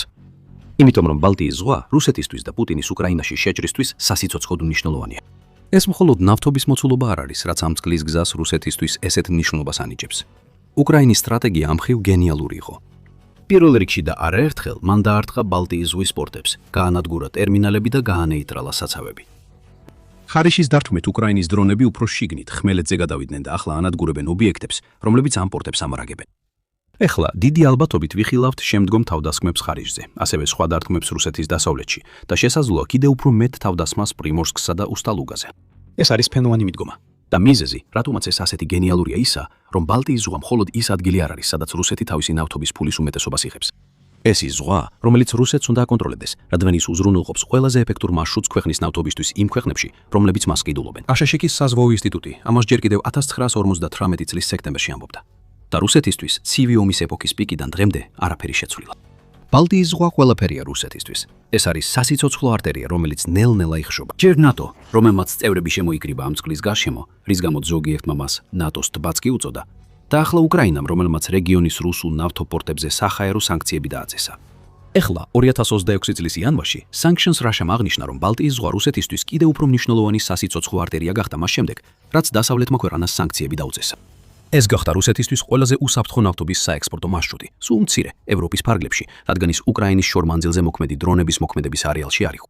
შავი ზღვის პორტები კი იყო და ომის დაწყებიდან მოყოლებული ხედავთ რუსეთის საზღვაო ინფრასტრუქტურის ნელ-ნელა დეგრადაციას ამ ზღვაში. მაგრამ ბალტიის ზღვა უსაფრთხო იყო. ის რუსეთისთვის ხელშეუხებელი იყო სანქცირებული ნავთობის ეფენავთობის ეფექტური საექსპორტო მარშრუტი, რომელიც კრიტიკულ საექსპორტო დერეფნად იქცა. მაგრამ ეხლა ყველაფერი შეიცვალა. ბალტიის ზღვის პორტებსა და ნავთობგადამამუშავებელ ქარხნებზე ერთი კვირის განმავლობაში განხორციელებული მუდმივი შეტევებით უკრაინამ რუსეთს აცნობა, რომ ის გზა, რომელსაც ადრე უსაფრთხოდ მიიჩნევდა, ეხლა უკვე უკრაინის მისაწვდომობაშია. უკრაინას არც კი სჭირდება ბალტიის ზღვაში მცურავი ჩრდილოვანი ფლოტის გემების პირდაპირ მიზანში ამოღება. თუ უკრაინა გაანადგურებს პორტებსა და ნავთობგადამამუშავებელ ქარხნებს, რასაც ახლა აკეთებს კიდეც, ჩრდილოვანი ფლოტისთვის ბალტიის ზღვაში ყოფნას აზრი აღარ ექნება. ეს მხოლოდ ნავთობზე და ფულზე არ არის უკრაინისთვის, თუმცა ორივე ძალიან მნიშვნელოვანია. ეს არის გზავნილი პუტინისთვის. ეს არის გზავნილი რუსეთის ლიდერისთვის, რომელიც მკაფიოდ აჩვენებს, რომ 2026 წლის უკრაინა სრულიად განსხვავდება 2022 წლის უკრაინისგან, რომელმაც უკვე შეაჩერა მისი ეგრეთ წოდებული სპეციალური სამხედრო ოპერაცია. ბოლო 4 წლის განმავლობაში უკრაინა გადაიქცა სამხედრო ძალად, რომელსაც ანგარიშუძევენ. შორმანძილზე მოქმედი დრონები, რომლებიც ეჯახებიან უსტლუგას, ბრიმორსკს და ახლა ხარისის, მხოლოდ ბოლო მაგალითებია. უკრაინის ღრმა დარტყმების კამპანია კიდევ უფრო ღრმავდება. მისი დრონები უფრო ძლიერები ხდებიან. და ახლა ბალტიის ზღვის სასიცოცხლო გზა, რომელზეც პუტინი ეკრდნობოდა ომის დაწყებიდან და რომელიც განსაკუთრებით მომგებიანი გახდა მარტის თვეში, იშლება. რუსეთის სასიცოცხლო ძალა იწვის. უკრაინამ გააკეთა რაღაც, რაც ყოველ 24 საათში რუსეთის $100 მილიონ სასტიკად ანადგურებს. უკრაინამ ცეცხლი გააჩინა. ჯოჯოხეთი დაატყდა იმ ერთ ინდუსტრიას, რომელიც პუტინის სიგიჟის ომში რუსეთს აცოცხლებს. და თუ უკრაინა ამას გააგრძელებს, საქმე აღარ იქნება იმაში, პუტინს რამდენი წლის განმავლობაში შეიძლება თავისი შეჭრის დაფინანსება. საქმე იქნება იმაში, ამდენი თვე დარჩება. უკრაინის უპილოტო სისტემების ძალების მეთაური რობერტ ბროუდი, რომელიც ცნობილია თავისი რეპუტაციით, ყველაფერს ხსნის 18 აპრილის ტელეგრამის პოსტში. ყოველდღიურად $100 და $100 მილიონი დანაკარგი. ეს არის უპილოტო სისტემების ძალებისა და უკრაინის თავდაცვის ძალების სხვა კომპონენტების დარტყმების შედეგი მტრის ნავთობის ინფრასტრუქტურაზე. ბროუდი ხმამაღლა აცხადებს ამას და აგრძელებს ახსნას. უკრაინის მიდგომა, რომელიც სისტემატურად აზიანებს რუსეთის ნავთობის ინდუსტრიის ყველა ასპექტს, გადამამუშავებელი ქარხნებიდან საწყობებსა და საექსპორტო ტერმინალებამდე დამანგრეველია. პუტინის შესაძლებლობა, რომ ფული უწყვეტად მიეწოდოს კრემლის საომარ ხაზინას. უკრაინის მიერ ბოლო დაახლოებით 2 თვის განმავლობაში განხორციელებულმა დარტყმების სესერიამ რუსეთის ნავთობის გადაზიდვები საგრძნობლად შეამცირა. ექსპორტი დღეში 880,000 ბარელით არის შემცირებული. ურალის ნავთობის მიმდინარე საბაზრო ფასით ეს ზუსტად შეადგენს იმ $100 მილიონ დაკარგულ შემოსავალში, რომელსაც ბროუდი ახსენებს. ნაბიჯ-ნაბიჯ მტრის ნავთობისა და ლოგისტიკის სისტემა კარგავს უნარს უზრუნველყოს შეუფერხებელი ექსპორტი. ამბობს ბროუდი და ამატებს. ამ მუშაობის შედეგი უკვე ჩანს ბრძოლის ველზე. რუსებისთვის ნაკლები რესურსი ნიშნავს უფრო მეტ შესაძლებლობას უკრაინის დანაყოფებისთვის.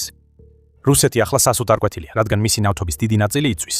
კრემლი ცდილობს გადაამისამართოს ნავთობი, რომელსაც რუსეთი გატიგოს აპირებს, ატარებს მას ქვეყნის გარშემო სასუწარკვეთილი ძიებით საექსპორტო ტერმინალებისა, რომლებიც ან უკრაინის დრონების მოქმედების არეალის მიღმა, ან უკვე არ იწვის იმის გამო, რომ დრონებმა პირდაპირ დარტყმები მიაყენეს.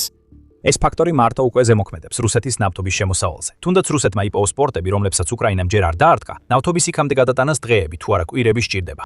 დაგვიანებები ხდება საზღვის მასშტაბით და ყოველი უკრაინული დარტყმა ზრდის იმ დროს, რომელსაც რუსული ნავთობი, რომელიც სხვა ქვეყნებში უნდა გადიოდეს, რუსეთის საზღვრებში ატარებს. ყიდველები სულ უფრო მოუთმელები ხდებიან. რუსებს ამაზე არაფერი შეუძლიათ. რასაც აქ ხედავთ არის შედეგი იმისა, რომ უკრაინა დაახლოებით 2 თვის განმავლობაში შეუპყროდ ანადგურებს რუსეთის ნავთობის ინდუსტრიას.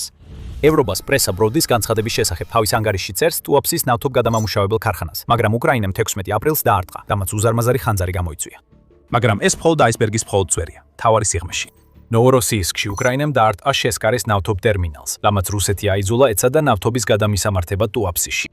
ახლახან გაიგეთ რა მოხდა იქ. ყოველ ჯერზე როცა რუსეთი ცდილობს რაიმე ნაბიჯის გადადგმას, უკრაინა პასუხობს კიდევ უფრო მეტ დრონით თავდასხმას, რომელიც ანადგურებს შემდეგ ადგილს, ომის გამოყენებაც რუსეთს ნავთობის ექსპორტისთვის სურს. ეს უკრაინის მხრიდან ბრწყინვალე ნაბიჯია. ნაბიჯ დემონსტრაცია იმისა, თუ როგორ უნდა გაანადგურო ერთადერთი ინდუსტრია, რომელიც რუსეთის ომს აცოცხლებს. თუ რამდენიმე კვირით უკან დავბრუნდებით, უკრაინა უტევს უამრავ სხვა პორტსა და ნავთობის ობიექტს. მარტის 31-ისთვის BBC ყოველდღიურად აშუქებდა უკრაინის იერიშებს რუსეთის ბალტიის ზღვის ნავთობის ტერმინალებზე. პრიმორსკი და უსტლუგა, რომლებიც რუსეთის ნავთობის ექსპორტის საერთო 42% შეადგენენ, მარტის ბოლოს რამდენჯერმე დაიბომბა, რადგან უკრაინამ უზრუნველყო, რომ რუსეთს ამ მნიშვნელოვანი პორტების აღდგენა ვერ შეძლებოდა. ამ პორტებში ზოგიერთი ობიექტი რამდენიმე დღის განმავლობაში იწოდა და როგორც კი რუსეთმა ხანძრის ჩაქრობა მოახერხა, მათ კვლავ მოუწიათ უპასუხონ ახალ დრონულ იერიშებს. ამ წინა თავდასხმების დროს ასევე დაიწვა ნავთობის საცავი ავზები. სულ მცირე 8 ავზი უსტლუგაში და 8 პრიმორსკში, ასევე 2 ხარისის ნავთობგადამამუშავებელ ქარხანაში, რომელიც ასევე ლენინგრადის რეგიონში მდებარეობს, რუსეთს ეგონა, რომ ეს იყო უკრაინის ნავთობზე თავდასხმების ძირითადი ნაწილი 2026 წლის დასაწყისისთვის, მაგრამ უკრაინა მხოლოდ იწყებდა. მას შემდეგ, რაც ბალტიის ზღვის პორტები დაიწვა, უკრაინა აფართოებს თავის მოქმედების არეალს. ტუაფსესა და ნოვოროსიისკის დარტყმები, რომლებზეც უკვე ვისაუბრეთ, ამის მაგალითებია და ორივე ბალტიის ზღვის დარტყმების შემდეგ მოხდა.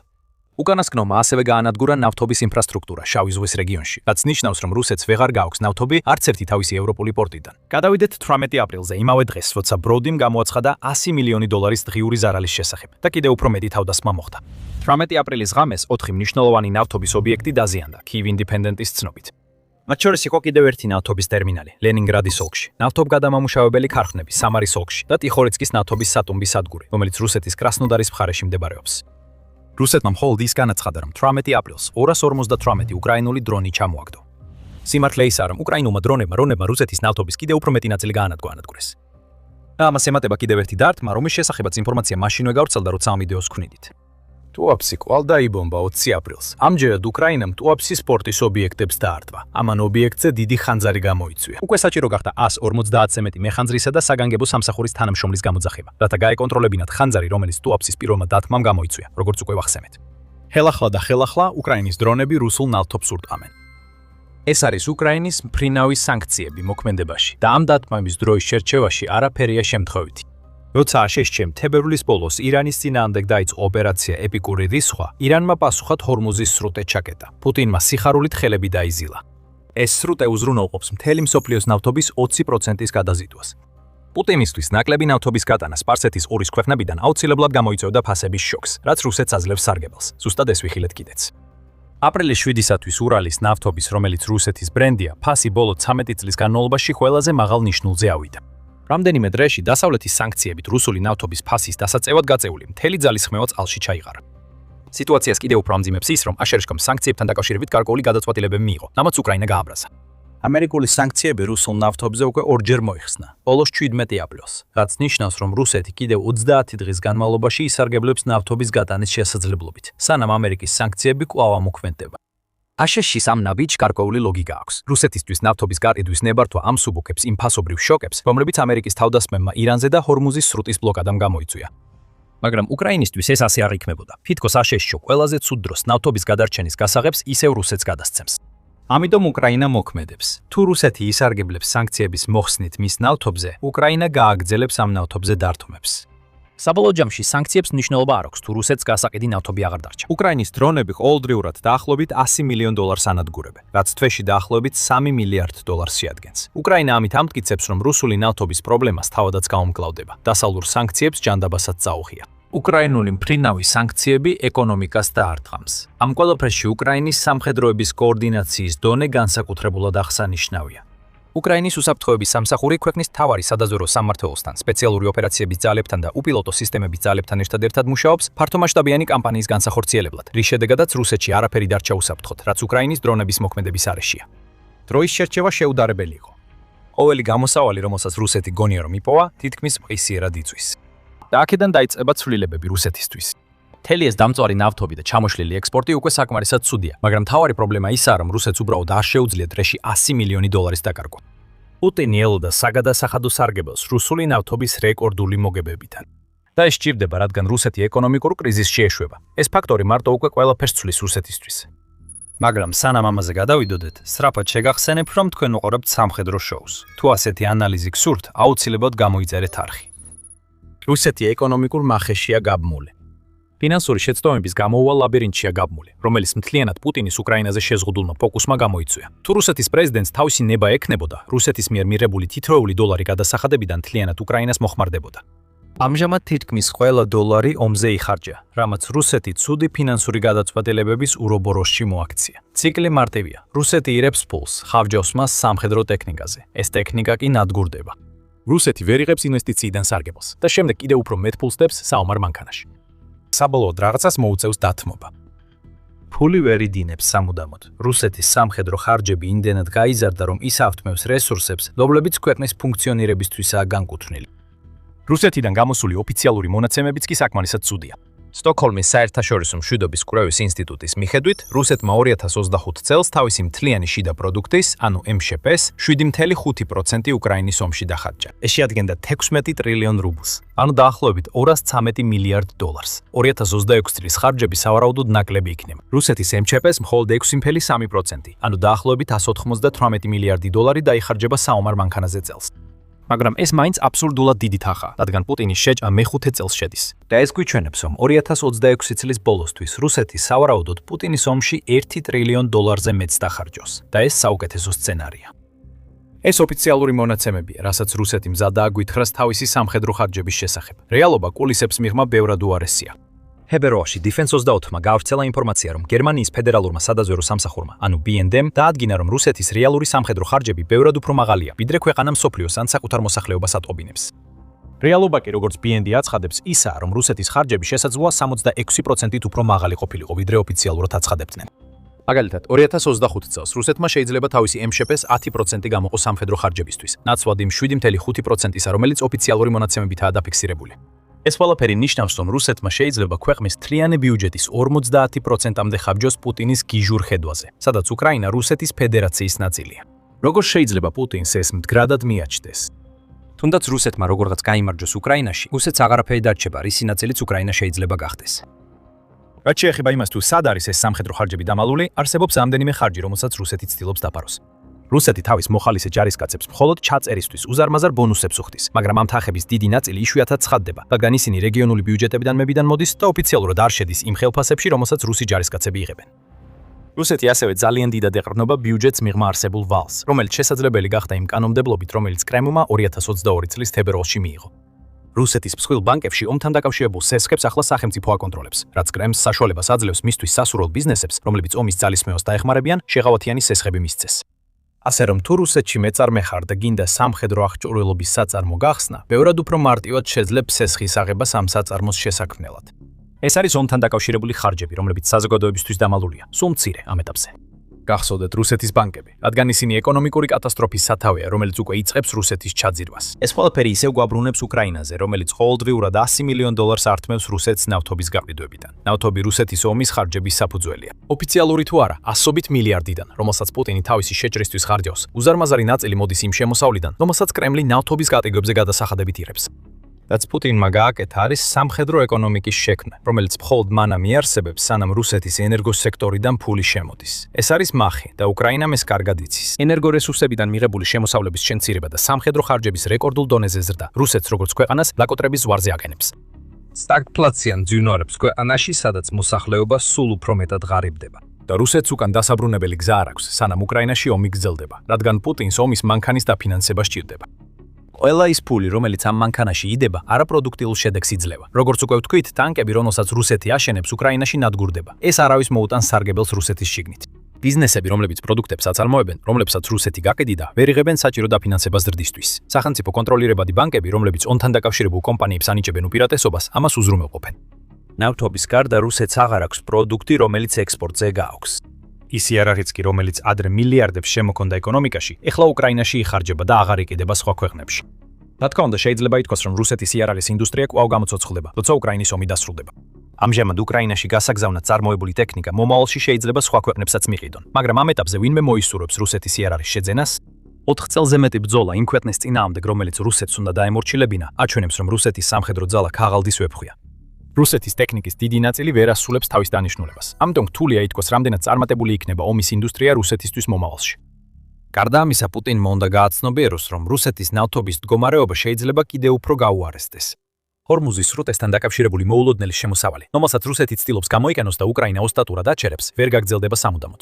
უკვე არსებობს მყიფე ცეცხლის შეწყვეტა აშშ-სა და ირანს შორის და ოპერაცია ეპიკური რისხვის დასრულებამ ჰორმუზის სრუტის გახსნა უნდა გამოიწვიოს. ამის შედეგად ნავთობის ფასები დაეცემა, რაც მხოლოდ გაამწვავებს იმ პრობლემებს, რომლებიც უკვე ვახსენეთ. რუსეთის ეკონომიკა კვლავაც მძიმე მდგომარეობაშია, მიუხედავად იმისა, რომ მას შეუძლია გაპიდოს რაც შეიძლება მეტი ნავთობი ქვეყნის გარეთ, უფრო მაღალი ფასით, ვიდრე ომის ნებისმიერ ეტაპზე. რა მოუვა იმ ეკონომიკას, როცა ნავთობის ფასი ისევ დაეცემა და უკრაინა განაგრძობს საექსპორტო ტერმინალებზე დათმობს? პასუხი მარტივია, არაფერი კარგი. და თუ კიდევ გჭირდებათ მიზეზები, რატომაც უკრაინა სწორ გზაზეა, როცა რუსეთის ნავთობის ობიექტებს ანადგურებს, უბრალოდ უნდა შეხედოთ იმას, რაზეც ცოტა ხნის წინ ვილაპარაკეთ, რუსეთის ბანკებს. ისინი უზარმაზარ სირთულეებს აწვლებიან იმის გამო, რომ რუსეთი ენერგეტიკულ ინდუსტრიაზეა დამოკიდებული და პუტინი უარს ამბობს, რომ რუსეთის შიგნით წარმოშობილ კრიზისებზე ყურადღება გადაიტანოს და უკრაინის ომში ხარჯვას შეწყვიტოს. ჩვენ ადრეული სიგნალები მივიღეთ, რომ რუსეთის ბანკებს 2026 წელს იანვრის ბოლოსკენ სერიოზული სირთულეები ექნებოდათ. სწორედ მაშინ მოსკოვ ტაიმსმა გამოავლინა, რომ რუსეთის ბანკები ბოლო წლების განმავლობაში ყველაზე სწრაფად ხურავდნენ ფილიალებს. 2025 წელს რუსეთში 1700 ბანკის ფილიალი დაიხურა, რაც 3.6-ჯერ მეტია, ვიდრე 2024 წელს დახურული ფილიალების რაოდენობა. ამჟამად რუსეთში 22300 ბანკის ფიკის ფილიალი, 2019 წელს კი 30000 ფილიალი იყო. ეხლა კრემლში მაინც ამ დახურვებს თავისი ლოგიკა აქვს.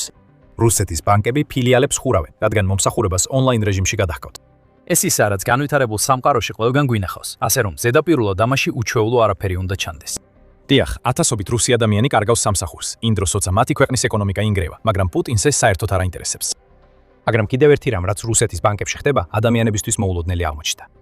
ფილიალების დახურვა 2025 წელს მოხდა მანამდე, სანამ კრემლი ინტერნეტ სერვისებზე რეპრესიებს დაიწყებდა მთელ რუსეთში. აპრილის 3-ისთვის კიევის ინდეპენდენტი უცხებოდა, რომ რუსეთის ბანკები სერიოზულ სერვისულ შეფერხებებს აწუდებიან, რადგან ონლაინ მოდელებზე გადასვლა არც ისე კარგი იდეაა, როცა ყავს მთავრობა, რომელიც აქტიურად ცდილობს ხალხს ინტერნეტში შესვლა აუკრძალოს. გამოცემა წერს, რომ შეფერხებებმა გავლენა მოახდინა მობილურ საბანკო აპებზე, ბანკომატებიდან თანხის გატანაზე და გადახდების გადარიცხვებზე რუსეთის რამდენიმე უმსხვილეს ბანკში. ეს ყველაფერი დამატებით პრობლემებს უქმნის რუსულ ბიზნესებს, რადგან ისინი იძულებულნი არიან მხოლოდ ნაღდი ფული მიიღონ. ამასთან ერთად მედუზა იუწყება, რომ არც ერთ რუსულ ბანკს არ შეუძლიათ 15 აპრილის შემდეგ რუსეთის შინაგან საქმეთა სამინისტროს მონაცემთა ბაზებზე წვდომა პასპორტების გადამოცემებისთვის, რადგან კიდევ ერთი სერვისი, რომელიც რუსეთის ბანკების მუშაობას უზრუნველყოფდა, შეჩერდა და აღდგენის ვადები უცნობია. თუ უკეთ არ ვიცოდით, ვიტყოდით, რომ კრემლი განზრახ ცდილობს რუსეთის ბანკების დასუსტებას. ამ ყველაფერს აზრი არ აქვს, რაც შეეხება იმ ფინ ბიზნესებს, რომლებიც ვერ ახერხებენ სერვისების მიწოდებას პუტინის ომის ხარჯებისა და რუსეთის ბანკებში შეფერხებებისა და დახურვების გამო, ეს კომპანიები პრობლემად იქცნენ. რუსეთის ბიზნეს სექტორებში გადაუხდელი ანგარიშები ყველაზე მაღალ ნიშნულს მიაღწია 2008 წლის გლობალური ფინანსური კრიზისის შემდეგ, ითხოვინება Pravda. გადაგაცილებული მოთხოვნები $100 მილიარდამდე გაიზარდა 17 აპრილისთვის, რაც 26%-იანი ზრდა. გამოიცანით, რას ნიშნავს ეს ბანკებისთვის. რუსული ბიზნესები ვერ იღებენ იმპულსს, რაც მათ ეკუთვნით. ეს არღვევს გადახდის ჯაჭვს და ეს ბიზნესები ვერ შეძლებენ ბანკებთან არსებული ვალდებულებების მომსახურებას, თუ მათ არ იღებენ იმ შემოსავალს, რაც ეკუთვნით. რუსული ბიზნესები ღარიბდებიან, რადგან მათი ვალდებულებები ბანკების მიმართ კვალ მაღალია და ეს კატასტროფის რეცეპტია. როდესაც ბიზნესები ვეღარ იხდიან, მთელი რუსული საბანკო სისტემა ინგრევა. გათიშები და დახურვები ამ ყველაფერს ვერაფრით შველის და მაინც უკრაინის დრონები დაფრინავენ. უკრაინის კამპანიას რუსეთის ნავთობის ექსპორტის წინააღმდეგ ერთი შეხედვითაც აშკარა შედეგები აქვს. როდესაც ნავთობის ექსპორტი შეუძლებელია, კრემლს ნაკლები ფული აქვს, რომელიც შეიძლება შპა-შეთრის გაგრძელებას მოახმაროს. მაგრამ ამ დარტყმების მიღმა კრიზისულ მდგომარეობაში მყოფი რუსეთის ეკონომიკა. სამხედრო ხარჯები უკონტროლოდ გაიზარდა, რადგან კრემლი ცდილობს დამალოს თავისი ხარჯების ნამდვილი მასშტაბი იმ მოსახლეობისგან, რომელიც სულ უფრო ღარიბდება და უყურებს როგორ იტანჯება მათი ქალაქები და სოფლები პუტინის ცუდი გადაწყვეტილებების გამო. რუსეთი ბევრად ნაკლებ პროდუქციას აწარმოებს ექსპორტისთვის, ვიდრე წლების განმავლობაში ოდესმე. ისევ და ისევ, იმიტომ რომ კრემლი განაგრძობს ფულის ჩადებას საომარ მანქანაში. და ახლა ბანკები, რომლებიც ყველა სჭირდება, როგორც ჩვეულებრივ ადამიანს, ისე რუსეთის უმსხვილეს ბიზნესებს, იწყებენ ჩამოშლას გადაუხდელი ვალებისა და კრემლის ინტერნეტ შეზღუდვების გამო. ეს ეკონომიკური დენთის კასრია. უკრაინის მიზანია გააგრძელოს ღრმა დარტყმების წეწოლა, მანამ სანამ ეს დენთის კასრი პუტინის სახეში არ აფეთქდება. უკრაინაში ომს ორი განსხვავებული თეატრი აქვს. პირველი არის გამანადგურებელი ომი ამოწურვაზე, რომელიც მიმდინარეობს ბრძოლის ველზე, სადაც ასობით ათასი ჯარისკაცი უპირისპირდება ერთმანეთს 1000 მილზე გადაჭიმულ ფრონტის ხაზზე. მეორე არის აერში, სადაც ორივე მხარე ყოველღამე ბომბავს ერთმანეთს, შორმანძილზე მოქმედი რაკეტებითა და დრონების ჯგუფებით. თითქმის უწყვეტი დაბომბვა მიზნად ისახავს ისეთი დიდი ზიანის მიყენებას მოწინააღმდეგისთვის, რომ ომის გაგრძელება შეუძლებელი გახდეს, მიუხედავად იმისა, რა პროგრესია მიწაზე. ამ მიზნის გათვალისწინებით 2025 წელს უკრაინამ დაიწყო რუსეთის სამხედრო მანქანის გულზე დარტყმა. მოდით ვნახოთ, რას ამოიჩემეს ისინი და რატომ იქონია ამან მნიშვნელოვანი გავლენა. ბევრი თვალსაზრისით საჰაერო უპირატესობა ომის ერთ-ერთ ყველაზე მნიშვნელოვან ასპექტად იქცა. მიწაზე არც ერთ მხარეს არ აქვს საკმარისი ძალები ან რესურსები იმისთვის, რომ ნელა და სისხლიანად წინ წაიწიონ. საუკეთესო შემთხვევაში არსებული პროგრესის ტემპით წლები თუ არა 10 წლეულები დასჭირდება რომელიმე მხარეს ტერიტორიული გადამწყვეტი გამარჯვების მისაღწევად. მაგრამ ჰაერში უკრაინამ უზარმაზარი პროგრესი აჩვენა. მათ 2022 წლიდან მოყოლებული უტევენ სამიზნეებს როგორც ოკუპირებულ ტერიტორიებზე, დონბასში, ყირიმში, ხერსონსა და ზაპორიჟიის ოლქში, ასევე სულ უფრო ღრმად რუსეთის შიგნით. მაგრამ მათ სერიოზულად დააჩქარეს ტემპი 2025 წლის ადრეულ ზაფხულში, სამ ძირითად კატეგორიად გამოყოფილი სამიზნეებით. პირველ რიგში სამიზნე იყო სამხედრო ობიექტები, ან სამხედრო-სამრეწველო კომპლექსის ნაწილი, მაგალითად ქარხნები, რომლებიც აწარმოებენ სამხედრო ტექნიკას ან მის კომპონენტებს. უკრაინული ვებგვერდის United.24 მედიის მიერ შედგენილი ბოლო ანგარიშის მიხედვით, სულ 122 სამხედრო ობიექტი დაიბომბა 2025 წელს, მათ შორის 91 დარტყმა სამხედრო-სამრეწველო კომპლექსის ობიექტებზე, 25 დარტყმა ღია სამხედრო ობიექტებზე და 16 დარტყმა აეროდრომებზე. ეს ნიშნავს, რომ მხოლოდ 3 დღეში ერთხელ მნიშვნელოვანი სამხედრო ობიექტის წარმატებული დარტყმა გახორციელდა. ყველაზე ცნობილი და სავარაუდოდ ყველაზე მნიშვნელოვანი მათგან იყო ოპერაცია სახელწოდებით ობობის ქსელი, რომელიც 1 ივნისს ჩატარდა. უკრაინის სადაზვერვო სამსახურებმა ათეულობით დრონი რუსეთში შეაპარეს და სპეციალურად შექმნილ გამშვებ სატვირთოებში ააწყვეს. შემდეგ ეს სატვირთოები მიყავდათ რუსეთის კრიტიკულ ავიაბაზებთან, სადაც განთავსებული იყო სტრატეგიული ბირთვული ბომბდამშენების ფლოტი და დრონებს იქიდან უშვებდნენ. თავდასხმამ რუსები სრულიად მოულოდნელად დაატყდა თავს. ბომბდამშენები ღია ცისკოშ დაუცველად იდგნენ, როგორც ამას ახლახან ვადაგასული New Start ბირთვული იარაღის კონტროლის ხელშეკრულება ითხოვდა, რომელიც ავალდებულებდა როგორც აშშ-ს ისე რუსეთს ბომბდამშენები ისეთ ადგილებში გაეჩერებინათ, სადაც ისინი სატელიტური მეთვალყურეობით იქნებოდნენ ხილული. Ტურის დაცხრომის შემდეგ მინიმუმ 7, 85 და 222 M3 ბომბდამშენი იყო განადგურებული ან დაზიანებული. ასევე რამდენიმე სატრანსპორტო და ადრეული გაფრთხილების თვითფრინავთან ერთად. სულ 4 საავიაციო ბაზა წარმატებით იქნა დაზიანებული. ბელაია საავიაციო ბაზა ირკუტსკის ოლქში, ოლენია საავიაციო ბაზა მურმანსკის ოლქში, იაგილევო საავიაციო ბაზა რიაზანის ოლქში და ივანოვო საავიაციო ბაზა იმავე სახელწოდების ოლქში. უკრაინის მიერ დაზიანებული კიდევ ერთი მნიშვნელოვანი საავიაციო ბაზა იყო კანსკაიას საავიაციო ბაზა ადიღეის რესპუბლიკაში. ეს რუსეთის საჰაერო კოსმოსური ძალების, ანუ VKS-ის ზურგის ლოგისტიკური კვანძი 28 დეკემბრის ღამეს დაექვემდებარა თავდასხმას. მაგრამ უკრაინამ მხოლოდ საავიაციო ბაზებს არ დაარტყა. მან ასევე მთელი წლის განმავლობაში დააზიანა ობიექტები, სადაც რუსეთის სამხედრო ტექნიკა იწარმოებოდა და ეს საკმაოდ ეფექტურად გააკეთა. მაგალითად, 28 მაისს უკრაინის სპეციალური ოპერაციების ძალებმა და დაზვერვის სამსახურმა, ანუ SBUM, დუბნაში, მოსკოვის ოლქში მდებარე კრონშტადტის ქარხანას დაარტყეს. როგორც ორიონის, ინოვდეცის, გრომის და ჰელიოსის დრონების მწარმოებელი, სხვა მრავალთან ერთად ეს პრობლემური ქარხანა, რომელიც ამჟამად ფინანსურ სირთულეებს განიცდის, რუსეთის უპილოტო საფრენი აპარატების წარმოების ჭარჭში კრიტიკულ რგოლს წარმოადგენს. იმავე ღამეს, იმავე ქალაქში. SBU's დანაყოფებმა ასევე დაარტყეს რადუგას ქარხანას, რომელიც აწარმოებს ფრთოსა რაკეტებს, როგორიცაა X-1, X-555, X-69 და X-59. იმ რაკეტებს, რომლითაც რუსეთი რეგულარულად ესხმის თავს უკრაინას. ეს იყო განსაკუთრებით ცეცხლოვანი ღამე რუსეთის სამხედრო-სამლეთველო კომპლექსისთვის, განსაკუთრებით მოსკოვის რეგიონში. უკრაინის შეიარაღებული ძალების უპილოტო ავიაციის დანაყოფებმა ასევე დაარტყეს ანგსტრამის ქარხანას, რომელიც ავითარებს და აწარმოებს მიკროელექტრონულ კომპონენტებს, რომლებიც ფართოდ გამოიყენება რუსეთის სამხედრო ძალების მიერ. მოგვიანებით 26 ივლისს გავრცელებული ინფორმაციით, უკრაინულმა დრონებმა დაარტყეს და დააზიანეს ორი შენობა სიგნალის ქარხანაში, სტავროპოლის ქალაქში. ეს ქარხანა რუსეთის ერთ-ერთი წამყვანი მწარმოებელია ელექტრონული ომის აღჭურვილობის, მათ შორის რადარების, რადიონავიგაციისა და დისტანციურად მართვადი რადიო აპარატურის. უკრაინის შორ მანძილზე დარტყმების მეორე მთავარი კატეგორია იყო ლოგისტიკური ობიექტები. მათ შორის იყო 30 დარტყმა ელექტრულ ქვესადგურებზე, 28 დარტყმა ლოგისტიკური ინფრასტრუქტურაზე და 15 დარტყმა რუსულ პორტებზე. ბელგოროდის ქალაქი, რომელიც უკრაინის საზღვართან მდებარე უახლოესი დიდი რუსული ქალაქია, ყველაზე მეტად დაზარალდა ელექტროინფრასტრუქტურაზე განხორციელებული დარტყმების შედეგად. ლუჩის ქვესადვური დაიბომბა 5 ოქტომბერს, რამაც მასობრივი ელექტროენერგიის გათიშვა გამოიწვია.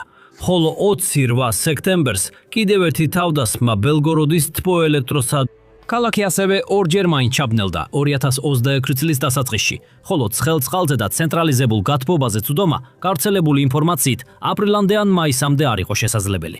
გარდა ამისა, ნოობრიანტის ქვესადგური ბრიანსკის რეგიონში და ორიოლის კომბინირებული თბოელექტროსადგური ორიოლში გავრცელებული ინფორმაციით 21 ოქტომბერს ნეპტუნის რაკეტებით დაიბომბა, რამაც რეგიონში ელექტროენერგიის მიწოდება დაარღვია. დამატებითი დარტყმები ქვესადგურებსა და სხვა ელექტროობიექტებზე ასევე დაფიქსირდა ვლადიმირში, სმოლენსკში, ვორონეჟსა და ტამბოვში. ლოგისტიკურ ობიექტებზე დარტყმების მხრივ უკრაინული ძალები ძირითადად სარკინიგზო ინფრასტრუქტურაზე კონცენტრირდნენ. როსტოვის ოლქში, ლენინგრადის ოლქში, ოკუპირებულ ზაპოროჟიეს რეგიონში და ქალაქებში ორიოლი, ვორონეჟი და ბრიანსკი სარკინიგზო ხაზებზე განმეორებულმა დარტყმებმა სამხედრო და საწვავის მატარებლები რელსებიდან გადააყენა, რაც ჯარებისა და ტექნიკის გადაადგილება შეაფერხა. ტრანსსიბირულ რკინიგზაზე 13 ნოემბერს განხორციელებულმა მასშტაბურმა დივერსიულმა ოპერაციამ დროებით გადაკეტა მნიშვნელოვანი ლოგისტიკური არტერია. ასევე სამიზნე გახდა რუსული მატარებლები, რომლებიც საწვავსა და სამხედრო მარაგებს ეზიდებოდნენ. მაისში გურის სპეციალურმა ძალებმა ზაპოროჟიეში მოძრავ რუსულ საწვავის მატარებელს OWA-ის უპილოტო საფრენი აპარატებით დაარტყეს. შემდეგ ივლისში როსტოვის ოლქში საწვავით ზეთებითა და სამხედრო ტექნიკით დატვირთული მატარებელი განადგურდა. აგვისტოში კი უკრაინული დარტყმების შედეგად საწვავის მატარებლები ტოკმაკთან და ჯანკოისთან რელსებიდან გადავიდა, რაც ყირიმში მომარაგება შეაფერხა. რუსული სარკინიგზო სადგურები და კვანძებიც არ დაინდო. მხოლოდ ივლისსა და აგვისტოში მაგალითად სამხრეთის სადგური როსტოვის ოლქში, სუროვიკინოვოს სადგური ვოლგოგრადის რეგიონში და ჯანკოის სადგური ყირიმში ყველა მათგანი დაზიანდა. დაზიანდა ელექტროგადამცემი ხაზები, შეჩერდა მოძრაობა, შეწყდა სამხედრო თვირთების გადაზიდვა და დაირღვა მომარაგების მარშრუტები. ასევე დაზიანდა ტრაქციული ქვესადგურები და რელე კაბინეტები როსტოვში, ვოლგოგრადში, ვორონეჟში და კრასნოდარში, რამაც გამოიწვია ავტომატური გათიშვები და მასშტაბური რკინიგზის შეფერხებები. რაც შეეხება დარტყმებს რუსულ პორტებზე, ისინი ძირითადად მიზნად ისახავდა საწვავის საცავებსა და ნავთობის ექსპორტის ობიექტებს. განსაკუთრებული ყურადღება გამახვილდა შავი ზღვისა და აზოვის ზღვის პორტებზე, რომლებიც კრიტიკულად მნიშვნელოვანია რუსეთის ენერგეტიკის, საზღვაო და სახმელეთო ოპერაციებისთვის. ყველაზე გამორჩეული შემთხვევა შეიძლება ითქვას წლის ბოლოს მოხდა, როდესაც უკრაინულმა დრონებმა შობის დღეს აზოვის ზღვის თემრიუკის პორტში ნავთობპროდუქტების ავზებს დაარტყეს. სამხრეთის თემრიუკის პორტში ორი დიდი საწვავის რეზერვუარი დაიწვა, რის შედეგადაც დაახლოებით 2000 კვადრატული ფუტის ფართობი დაიწვა. 6 კვირით ადრე უკრაინული დრონის თავდასხმამ ზიანი მიაყენა ნავთობის საცავს და სამოქალაქო გემს ნოვოროსიისკის პორტში, რომელიც მდებარეობს კრასნოდარის მხარესთან ახლოს, რამაც დროებით შეაჩერა ნავთობის ექსპორტი რუსეთის ყველაზე დიდ შავი ზღვის ნავთობტერმინალიდან. მართალია, რუსეთის ენერგეტიკულ ინფრასტრუქტურაზე დარტყმები უკრაინის შორმანძილზე დარტყმის სამიზდათმის სამიზნეების მესამე კატეგორიას წარმოადგენს. და ბევრ შემთხვევაში სწორედ ეს დარტყმებია უმაღლესი პრიორიტეტის მქონე და ყველაზე დიდი შედეგების მომტანი. United 24-ის 2025 წლის ანგარიშის მიხედვით, უკრაინამ რუსეთის ნავთობის გადამამუშავებელ ქარხნებზე 88-ჯერ მიიტანა დარტყმა, ნავთობის საცავებზე 28-ჯერ, ხოლო გაზის ინფრასტრუქტურაზე 6-ჯერ. მაგალითად, დაღესტანში მდებარე მახოჩკალას ნავთობის გადამამუშავებელი ქარხანა 21 ოქტომბრის ღამეს დაარტყეს, რის შედეგადაც დაზიანდა საწარმოო დანადგარი, რომელიც საწვავს აწვდის რუსეთის კასპიის ფლოტილიას. შემდეგ 14 დეკემბერს სხვადასხვა ადგილას მინიმუმ 3 ნავთობის გადამამუშავებელ ქებელ ქარხანას მიაყენეს დარტყმა. კრასნოდარის მხარეში მდებარე იაფივსკის ნავთობის გადამამუშავებელი ქარხანა, რომელიც წელიწადში 6.25 მილიონ ტონას ამუშავებს, ვოლგოგრადის ოლქში მდებარე უროიუბინსკის ნავთობის საცავი და იაროსლავის ოლქში მდებარე სლავნევ-იანოსის ნავთობის გადამამუშავებელი ქარხანა. ამას დამატებით თემერუკის საწვავის რეზერვუარზე თავდასხმასთან ერთად, უკრაინამ შობის დღეს Storm Shadow-ს რაკეტებით დაარტყა ნოვოშუქტინსკის ნავთობის გადამამუშავებელ ქარხანას როსტოვის ოლქში.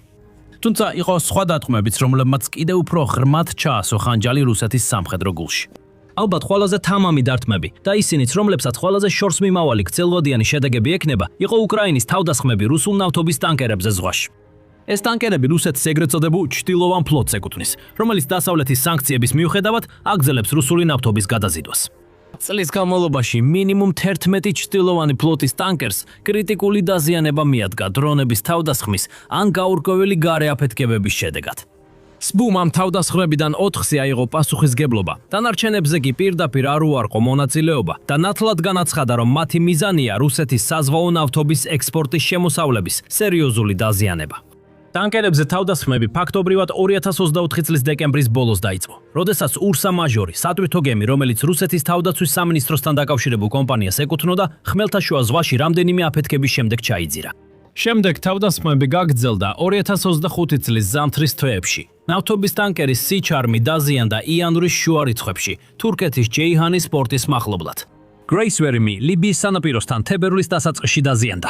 სიჯუელი დაზიანდა იტალიის საონას პორტში 15 თებერვალს, ხოლო ტანკერი კოალა აფეთქებების შედეგად დაზიანდა, როდესაც რუსეთში ბალტიის ზღვის უსლუგა პორტში იყო გაჩერებული.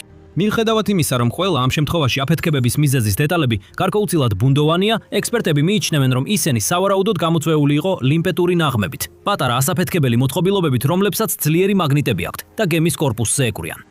მაგრამ ომის განმავლობაში უკრაინამ სწრაფად განავითარა თავისი საზღვაო დრონების შესაძლებლობები და ისინი განსაკუთრებით აქტიურად ჩაერთნენ ბრძოლაში წლის მეორე ნახევარში. ივნისში ნავთობის ტანკერი ვილამურა, რომელიც ბერძნული მენეჯმენტის ქვეშ იმყოფებოდა, ლიბიის სანაპიროსთან აფეთქებას დაექვემდებარა. მას გადაჰქონდა 1 მილიონი ბარელი ნავთობი და შეკეთებისთვის სამხრეთ საბერძნეთში ბუქსირით გადაიყვანეს. 2 კვირის შემდეგ, 6 ივლისს, ტანკერი ეკოვიზარდი, რომელიც ასევე ბერძნული მენეჯმენტის ქვეშ იყო, ორ აფეთქებას დაექვემდებარა, რომლებიც ერთმანეთისგან მხოლოდ 10 წუთის ინტერვალით მოხდა.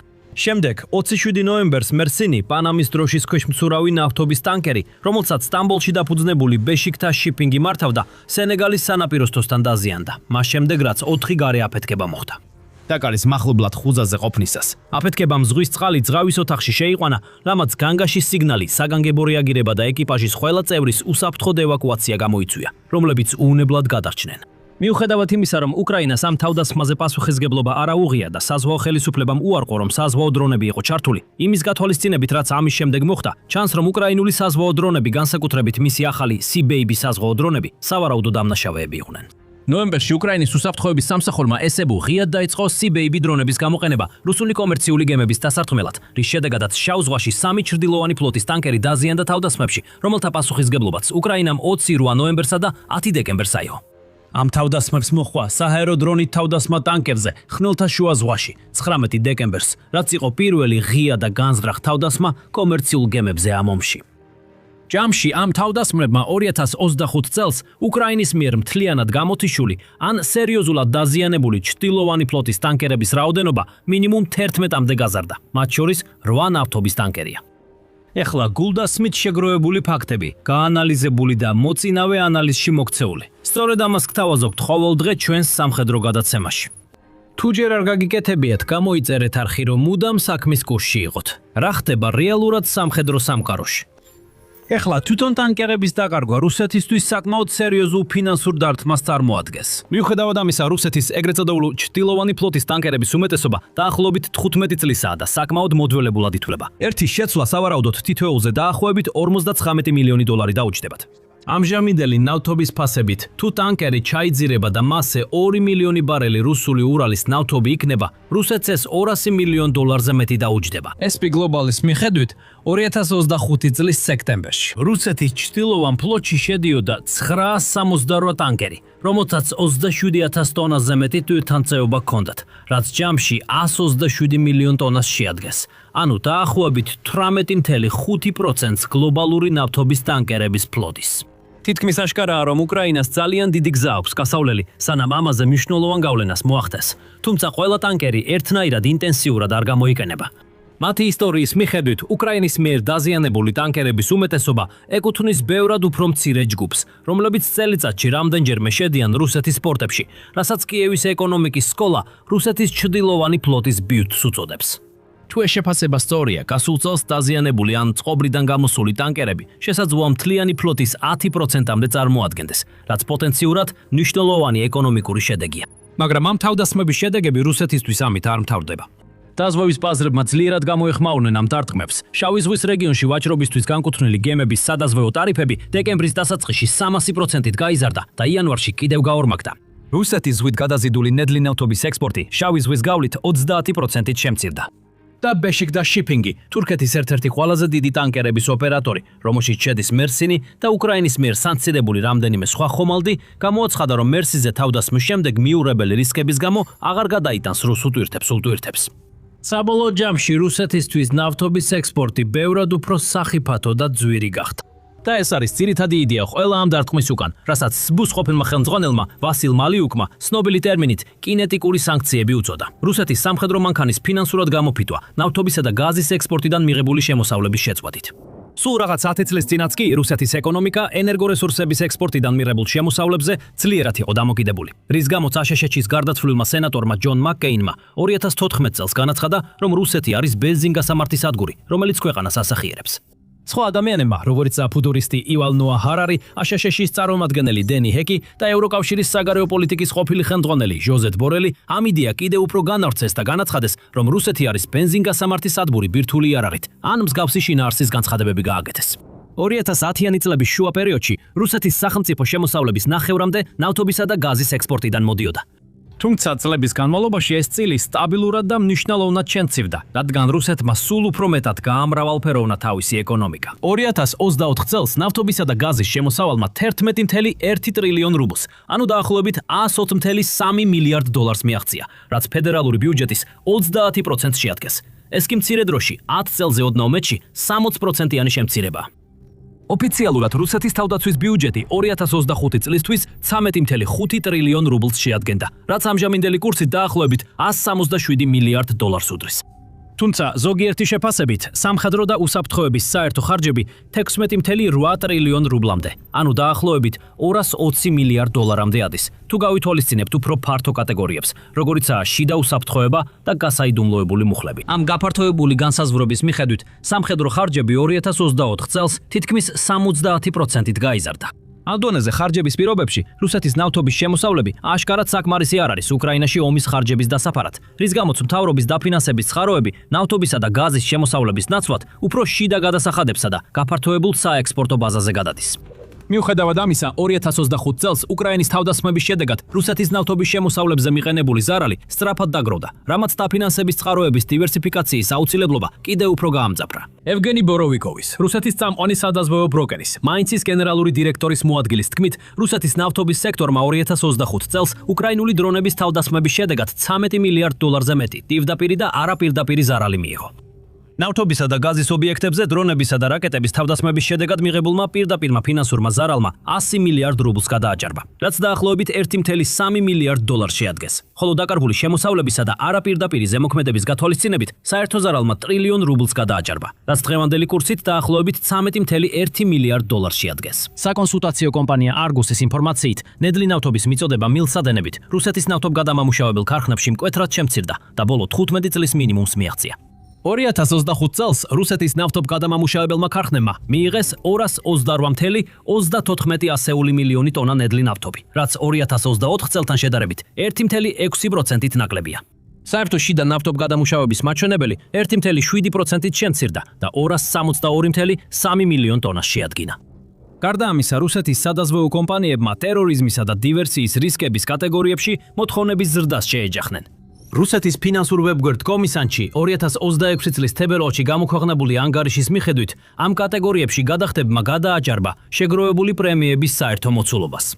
ალექსეი კოტოლიანსკიმ, კორპორატიული ანდერრაიტინგისა და სადაზღვევო კომპანია საგლესიერის ხელმძღვანელმა დაადასტურა ეს ფაქტი და აღნიშნა, რომ შესაბამისი სადაზღვევო პორტფელების ზარალის კოეფიციენტი 10-ჯერ გაიზარდა, ხოლო პრემიები ვეღარ ფარავს გადახდების მოცულობას. სადაზღვევო ბროკერმა რემაინდმა აღნიშნა ინციდენტების სიხშირის მნიშვნელოვანი ზრდა და განაცხადა, რომ ერთი ნავთობგადამამუშავებელი ქარხნის თავდასხმიდან საშუალო ზარალი ხშირად 5-დან 10 მილიონ დოლარამდე აღწევს.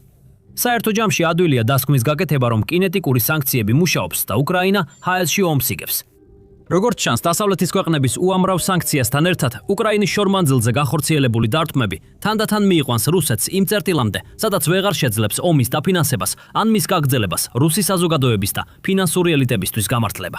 პრობლემა ისაა, რომ ამ საჰაერო ომში ორი მხარე მონაწილეობს და გაცილებით მეტი გონებრივი ვარჯიშია საჭირო, რომ იგივე დასკვნამდე მივიდეთ, როცა ვუყურებთ, რა ზიანს აყენებს რუსეთის საპასუხო დარტყმები უკრაინას.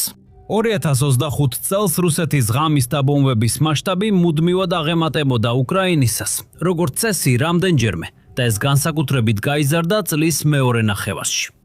ეს იყო პასუხი უკრაინის ზაფხულის თავდასხმებზე რუსეთის ნავთობის ინფრასტრუქტურაზე, რამაც დროებით გამოიწვია ბენზინის დეფიციტი, ნავთობპროდუქტების ექსპორტის აკრძალვა და რიგები ბენზინგასამართ სადგურებზე რამდენიმე რეგიონში. United 24-ის მიერ შეგროვებული მონაცემების მიხედვით, რუსეთმა 2025 წელს შორმანძილზე განხორციელებულ დარტყმებში გაუშვა დაახლოებით 2400 რაკეტა და 100,000-ზე მეტი სხვადასხვა ტიპის დრონი. ორივე მხარე რეგულარულად აცხადებდა 90%-ზე მეტი ჩამოგდების მაჩვენებელს, რაც ნიშნავს, რომ დაახლოებით 10,000 რუსული შორ, მანძილზე მოქმედი დრონი და 240 რაკეტა მოხვდა სამიზნეებს წლის განმავლობაში.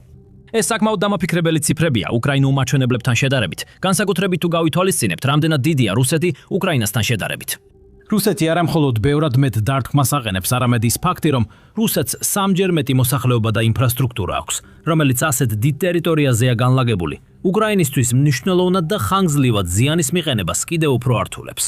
უკრაინაში რუსეთის დარტყმების შედეგების მკაცრი ცენზურის გამო ძალიან რთულია ზუსტად განსაზღვროთ, რამდენი ზიანი მიაყენა ასობით დარტყმამ უკრაინულ სამხედრო ინფრასტრუქტურას, რომელსაც რუსეთი სამხედრო სამრეწველო კომპლექსად მიიჩნევს. მაგრამ ის ფაქტი, რომ მაგალითად უკრაინული დრონების წარმოება ხდება უმაღლესი საიდუმლოების პირობებში რუსეთის დარტყმების შიშით, ბევრს ამბობს. საპირისპიროდ რუსული დრონების ქარხნები, როგორიცაა კრონშტადტი და ალაბერგა, ხიად დგანან და უკრაინელი დრონის ოპერატორებისთვის თვალსაჩინოა. მაგრამ მაშინ, როცა სამხედრო ზიანი ამ ეტაპზე სპეკულაციის საგნად რჩება, იზრდება ჰუმანიტარული კატასტროფა, რომელსაც უკრაინულ ენერგეტიკულ ინფრასტრუქტურაზე რუსეთის დაუნდობელი დარტყმები იწვევს. ზუსტად იმ ზამთარში, როცა უკრაინაში ტემპერატურა ხშირად 14 ფარენჰეიტზე დაბლა ეცემა, ეს აშკარად ჩანს. 2026 წლის იანვრისთვის უკრაინის ხელმისაწვდომი გენერაციის სიმძლავრე 33.7 გიგავატიდან დაახლოებით 14 გიგავატამდე შემცირდა, რაც შეჭრამდე არსებული მაჩვენებლის დაახლოებით მესამედია. მათ შორის თვოელექტროსადგურების 90%-ის განადგურება, ჰიდროელექტროსადგურების 50%-ის დაზიანება და 40%-ის განადგურება. ენერგეტიკული სექტორის გრძელვადიანი აღდგენის საჭიროებები შეფასებულია 68 მილიარდ დოლარად, ხოლო ღამის დაბომბვები შეუჩერებლად გრძელდება. შედეგად ისეთი საბაზისო რამეები, როგორიცაა ელექტროენერგია, გათბობა, ონკანიდან წყალი და გამართული კანალიზაცია, უმრავლესობისთვის, ჩვეულებრივი უკრაინელებისთვის ფუფუნებად იქცა. კიევის 600-ზე მეტმა მცხოვრებმა, რაც დაახლოებით ყოველი მეხუთეა როგორც იუწყებიან, მერის ვიტალი კლიჩკოს მოწოდებას მოусმინა და ზამთრისთვის ქალაქი დატოვა.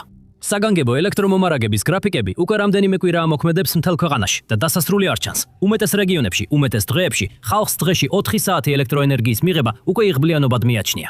როგორც წარმოიდგენთ ესეთ პირობებში ეკონომიკის შენარჩუნება, კომფორტზე რომ აღარაფერი ვთქვათ, ძალიან რთულია, რბილად რომ ვთქვათ. მილიონობით ქალაქის ცხოვრები მთელი ქვეყნის მასშტაბით დღეების განმავლობაში გათბობის გარეშე დარჩა, რის შედეგადაც ბევრ შენობაში კანალიზაცია მილებში იყინება. ამან ზოგიერთი მცხოვრები იძულებული გახადა საგანგებო ზომებს მიმართოს, მაგალითად კატების ქვიშის გამოყენებას. როგორც ტესნიანსკის რაიონის სახელმწიფო ადმინისტრაციის ხელმძღვანელმა მაქსიმ ბუხმატოვმა პირდაპირ აღნიშნა, ეს უსიამოვნოა, დამამცილებელია და არაევროპულია. ხვრელების თხრა, პორტატული ტუალეტების დაყენება, პლასტმასის პაკეტებისა და კატების ქვიშის გამოყენება, მაგრამ უნდა გადარჩე. მილები უკვე სკდება გოლოსიევოში და კანალიზაცია ფანჯრებიდან იღვრება.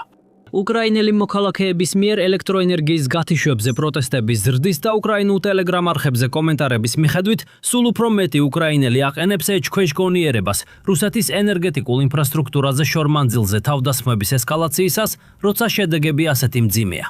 რუსები ალბათ ბელგოროდის გარდა საჰაერო ომის შედეგებს საერთოდაც არ გრძნობენ იმ დონეზე, როგორც ისინი. თუ ერთი რამ ვისწავლეთ უკრაინის შესახებ, მას შემდეგ რაც მისი ომი რუსეთთან დაიწყო, ეს არის ის, რომ ეს ქვეყანა არასოდეს იხევს გამოწვევის წინაშე. მაშინაც კი, როცა თითქოს გადაულახავის სირთულეების წინაშე დგას, უკრაინა ფეხზე დგება. ბევრჯერ მაგააბათილა მოლოდინები, გადალახა შეუძლებელი დაბრკოლებები და გააკეთა ის, რასაც ბევრი ფიქრობდა, რომ შეუძლებელი იყო. და 2026 წლის მარტის ბოლოს უკრაინამ ეს კიდევ ერთხელ შეძლო. მან მოახერხა ის, რასაც თვითონ რუსეთიც კი შეუძლებლად მიიჩნევდა. დაგეგმა და განახორციელა არა ერთი, არა ორი, არამედ 3 თანმიმდევრული დარტყმა სამიზნეებზე. თითქმის 1000 კილომეტრით, ანუ 620 მილით მის საზღვრებს მიღმა, მან ცეცხლი წაუგიდა კრემლისთვის ყველაზე მნიშვნელოვან რამდენიმე ინფრასტრუქტურულ ობიექტს და ამ პროცესში მისი ეკონომიკა დააზიანა. ყველაფერი დაიწყო 23 მარტს, როდესაც უკრაინულმა დრონებმა დაარტყეს პრიმორსკის პორტს, რომელიც რუსეთის მთავარი ნავთობის საექსპორტო პორტია ბალტიის ზღვაზე. მდებარეობს ლენინგრადის რეგიონში, ქვეყნის მეორე უდიდეს ქალაქ სანქტ-პეტერბურგთან ახლოს და ასევე საკმაოდ ახლოს საერთაშორისო საზღვართან, ფინეთთან. პრიმორსკი, რომელიც ნედლი ნავთობის, ნავთობებისა და ნავთობპროდუქტების რუსეთის ფარგლებს გარეთ გატანის კრიტიკული ჰაბია. კრემლის ეგრეთ წოდებული ჩtildeოვანი ფლოტისთვის პოპულარული დასადგომი პუნქტია. გემები, კერძო საკუთრებაში არსებული ტანკერებები, რომლებიც ფარულად ატარებენ მილიონობით ბარელ სანქცირებულ ნავთობს მსოფლიოს გარშემო, არღვევენ საერთაშორისო რეგულაციებს და მოსკოვს უკანონო, მაგრამ მნიშვნელოვან შემოსავლის წყაროს აძლევენ. პრიმორსკი ასევე ბალტიის მილსადენის სისტემის საბოლოო პუნქტია, რომელსაც ყოველდღიურად დაახლოებით 1 მილიონი ბარელის გამტარუნარიანობა აქვს. აქ ნებისმიერ დროს უზარმაზარი რაოდენობის ნავთობია შენახული 18 დიდ რეზერვუარში, რომელთაგან თითოეული 50,000 ტონამდე ტევადობისაა. მოკლედ, ეს რუსეთის ნავთობის ინდუსტრიისთვის უკიდურესად მნიშვნელოვანი ადგილია, სადაც ყოველწლიურად ათეულობით მილიონი ტონა ნედლი, ნავთობი და ნავთობპროდუქტები გადის. ამან ის უკრაინის ძალებისთვის პრიორიტეტულ სამიზნედ აქცია, რომლებმაც თავიანთ მისიად დაისახეს რუსეთის ნავთობის ინფრასტრუქტურის განადგურება. პირველად მათ პრიმორსკის პორტს 2025 წლის სექტემბერში დაარტყეს, რამაც ოპერაციები რამდენიმე დღით შეაჩერა, მაგრამ 2026 წლის მარტის შეტევა კიდევ უფრო მასშტაბური იყო. ადგილობრივმა მცხოვრებლებმა განაცხადეს, რომ ღამით ამ რაიონში აფეთქებების ხმა ისმოდა, ხოლო რეგიონის გუბერნატორი ალექსანდრ დროზდენკო იძულებული გახდა დაედასტურებინა, რომ პორტის ერთ-ერთი საწვავის საცავი დაზიანდა და ცეცხლი გაუჩნდა. შემდეგ დღეებში სატელიტურმა სურათებმა აჩვენა, რომ დაზიანებული მხოლოდ ერთი ტანკერი არ იყო. დადასტურდა, რომ მინიმუმ 8 მათგანი დაზიანდა. ცეცხლი მთელ ტერიტორიაზე გავრცელდა და სახანძრო ბრიგადებს რამდენიმე დღის განმავლობაში უწევდათ ბრძოლა, რათა სიტუაცია როგორმე დაემორჩილებინათ. ადგილიდან გავრცელებულ ფოტოებსა და ვიდეოებში ჩანდა, როგორ ენთებოდა ალი და შავი, სქელი კვამლის სვეტები ადიოდა პორტის თავზე. იმავე ღამეს, როდესაც თავდასხმა მოხდა, გავრცელებული ინფორმაციით რუსულმა საჰაერო თავდაცვამ 60-ზე მეტი უკრაინული საბრძოლო დრონი ჩამოაგდო. თუმცა საკმარისი რაოდენობის დრონებმა მაინც შეძლეს კრემლის თავდაცვის სისტემების გვერდის ავლა და ასობით მილის მანძილზე უკრაინიდან რუსეთის ტერიტორიაზე გადაფრენა. ეს თავისთავად უკვე საოცარი მიღწევა იყო, მაგრამ უკრაინა ამით არ გაჩერებულა. 25 მარტს უკრაინის დრონების ეკიპაჟებმა კიდევ ერთი წარმატებული იერიში მიიტანეს რუსეთის კიდევ ერთ ნავთობის პორტზე. ამჯერად მათი სამიზნე იყო უცლუგა, რომელიც მდებარეობს ლენინგრადის რეგიონის ჩრდილო-დასავლეთ ნაწილში, ასობით მილის დაშორებით უკრაინის საზღვრიდან. ზუსტად ისე როგორც პრიმორსკი, ეს ადგილი რუსეთისთვის უკიდურესად მნიშვნელოვანია. ცნობილია, რომ პორტს ყოველდღიურად დაახლოებით 700,000 ბარელი ნავთობის გადამუშავება შეუძლია. ასევე გააჩნია მნიშვნელოვანი საწარმოო ინფრასტრუქტურა, რომელიც წელიწადში ამუშავებს 45 მილიარდ კუბურ მეტრამდე ბუნებრივ გაზს და აწარმოებს მილიონობით ტონა თხევად ბუნებრივ გაზს და თხევად ნავთობის გაზს. სხვა სიტყვებით რომ ვთქვათ, ეს სწორედ ის ტიპის ადგილია, რომელსაც უკრაინა ხშირად ესმის თავს და კიევის ძალებმა ეს ადგილი რამდენჯერმე დაარტყეს. დიდი იერიში იყო 2024 წლის იანვარში და კიდევ ერთი თავდასხმა იმავე წლის აგვისტოში. ამან მარტი 2026 წლის თავდასხმა ამ ობიექტზე მესამედ აქცია და ეს საკმაოდ მასშტაბური იყო. ადგილობრივმა მცხოვრებლებმა განაცხადეს, რომ მინიმუმ 10 ცალკეული აფეთქების ძლიერი ხმახმა გაისმა მთელ ტერიტორიაზე, ხოლო სახანძრო ბრიგადები სწრაფად გაგზავნეს, რათა გამძვინვარებულ ხანძარს გამკლავებოდნენ, რომელიც ობიექტზე გავცელდა. გუბერნატორ დროზდენკოს კიდევ ერთხელ მოუწია ეღიარებინა, რომ თავდასხმა განხორციელდა. კიდევ ერთხელ სცადა ზიანის დაკნინება, მაგრამ ფოტოებმა და სოციალურ ქსელებში გამოქვეყნებულმა პოსტებმა სრულად აჩვენა ზიანის მასშტაბი. მასიური ხანძრები და შავი კვამრის უზარმაზარი ღრუბლები აფსებდა ჰაერს მომდევნო საათებში. დაზორვის ანალიტიკოსების თქმით, დარტყმის შედეგად დაზიანდა 3 ნავთობის ტანკერი, საწვავის საცავი აუზები, 3 ნაუმისადგომი და ობიექტები, რომლებიც ეკუთვნის და მართავს რუსულ ენერგეტიკულ კომპანიას ნოვოტეხს. ტერმინალი ასევე დაიხურა და რამდენიმე დღის განმავლობაში სრულად იყო ჩაკეტილი. და მაშინაც კი როცა მუშაობა განაახლა, მისი დატვირთვა მაქსიმალურ შესაძლებლობებთან ახლოსაც არ იყო. ექსპერტების შეფასებით საჭირო სარემონტო სამუშაოების ჩატარებას რამდენიმე კვირა დასჭირდებოდა. და ასეთი ზომისა და მასშტაბის სპორტებში მოქმედების გარეშე გატარებულმა ერთმა დრემაც კი შეიძლება უზარმაზარი ეკონომიკური ზარალი გამოიწვიოს. უკრაინამ ორი ისეთი თავდასხმა განახორციელა, რაც შეუძლებელი უნდა ყოფილიყო. დრონები ასობით მილის მანძილზე რუსულ საჰაერო სივრცეში გაატარა და ცეცხლი დაატეხა მის ზოგიერთ ყველაზე ღირებულ ინფრასტრუქტურულ ობიექტს. და ის ამას ისევ აპირებდა. 26 მარტს უკრაინის დრონების ეკიპაჟები ისევ მოქმედებაში ჩაერთნენ და კიდევ ერთი მასშტაბური იერიში მიიტანეს რუსეთის ნავთობის ინფრასტრუქტურაზე. მათი სამიზნე იყო კურიშის ნავთობქიმიური სინთეზის ქარხანა, რომელიც ასევე ცნობილია როგორც კინევის ნავთობგადამამუშავებელი ქარხანა.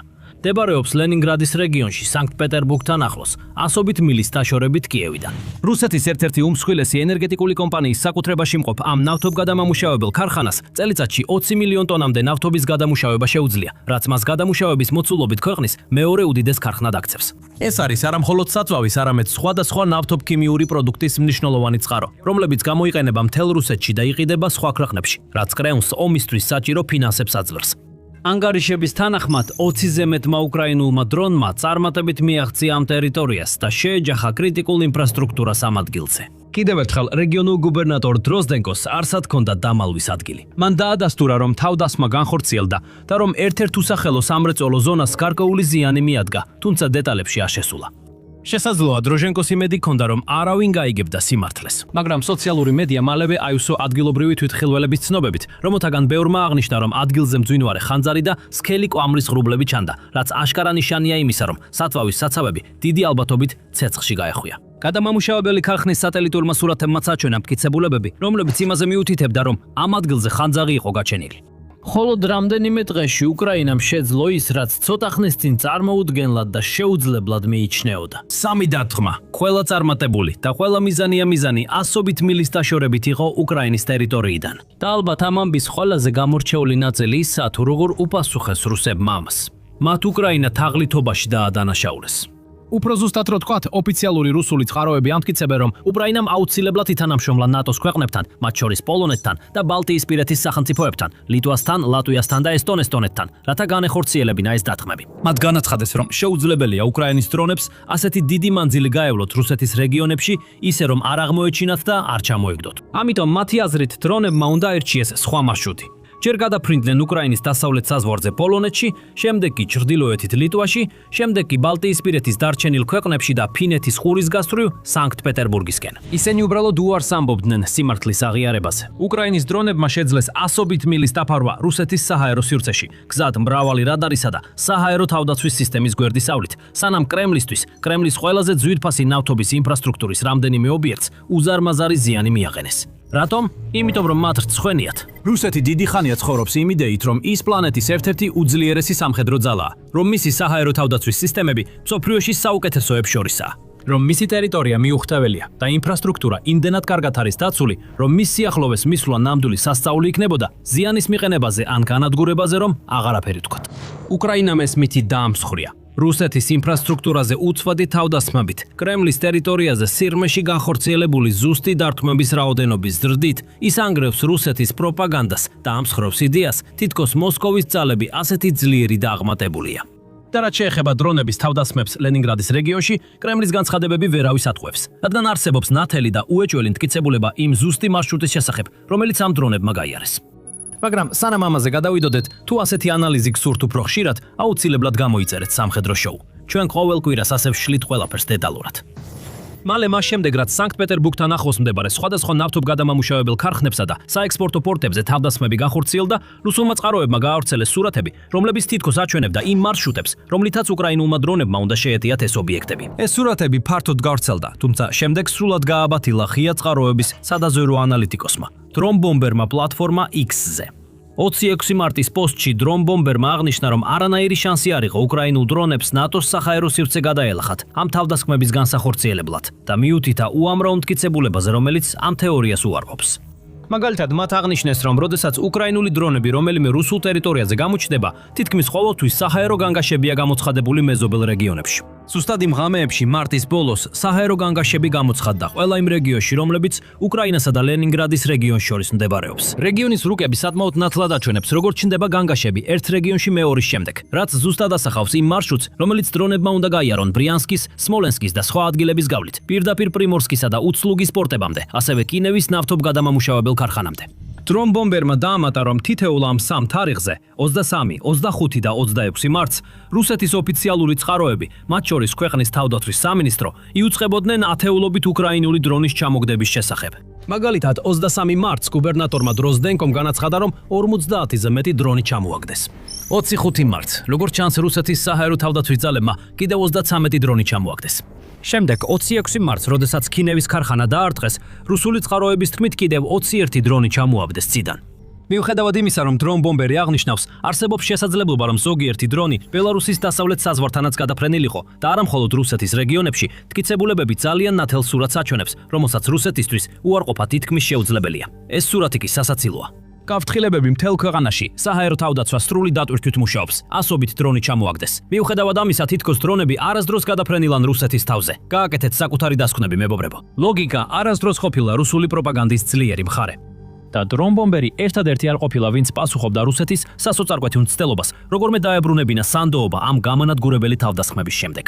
მოსკოვმა ასევე სცადა პასუხისგებლობის გადატანა ნატოს ქვეყნებს. ამტკიცებდა, რომ ბალტიისპირეთის სახელმწიფოები უკრაინას აძლევდნენ საშუალებას საკუთარი ტერიტორია და საჰაერო სივრცე რუსეთის ინფრასტრუქტურაზე თავდასხმებისთვის გამოეყენებინა.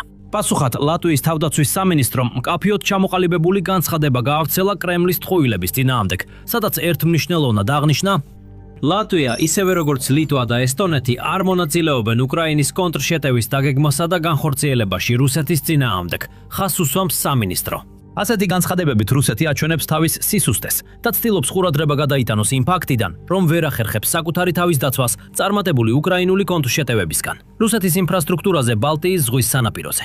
ლატვიის თავდაცვის სამინისტრომ კიდევ ერთხელ დაადანაშაულა რუსეთი დეზინფორმაციის კამპანიის წამოწყებაში ბალტიის ქვეყნებზე, ნატოს დისკრედიტაციის, საზოგადოების გაყოფის, სახელმწიფო ინსტიტუტების ადმინდობის შერყევის და უკრაინის მხარდაჭერის შესასუსტებებლად. ეხლა ამ საინტერესო მოვლენათა სერიიდან რამდენიმე დასკვნის გამოტანა შეგვიძლია. პირველ რიგში უკრაინის პერსპექტივიდან ეს დიდი წარმატების ისტორია. და კიდევ ერთი მაგალითი იმისა, თუ როგორ გადალახეს კიევის ძალებმა, თითქოს და გადაულახავის სირთულეები და მიაღწიეს იმას, რასაც ბევრი იტყოდა, რომ უბრალოდ შეუძლებელი იყო. მაგრამ ეს ბევრ მხრივ ამ ომის ისტორია, მისი დაწყებიდან დღემდე. თავიდანვე აშკარა იყო, რომ უკრაინა აუტსაიდერი იყო, ყველა მნიშვნელოვან მაჩვენებელში რუსეთზე სუსტად გამოიყურებოდა. მას არ ჰქონდა მსგავსი სამხედრო გამოცდილება ან ხარჯები, არც ის უზარმაზარი არმია და ტანკების, თვითმფრინავებისა და სხვა სამხედრო ტექნიკის რაოდენობა, რაც მის მოწინააღმდეგეს ჰქონდა. მართლა, შანსები იმდენად უკრაინის წინააღმდეგ იყო, რომ ყველაზე ოპტიმისტი სამხედრო ანალიტიკოსებიც კი შიშობდნენ, რომ კიევი შეიძლება პირველივე კვირებში დაცემულიყო. ბევრს კი ეგონა, რომ უკრაინის თავდაცვა რუსეთის სამხედრო მანქანის სიმძიმისა და ინტენსივობის წინაშე დაინგრეოდა. როგორც ახლა ვიცით, ეს არ მოხდა.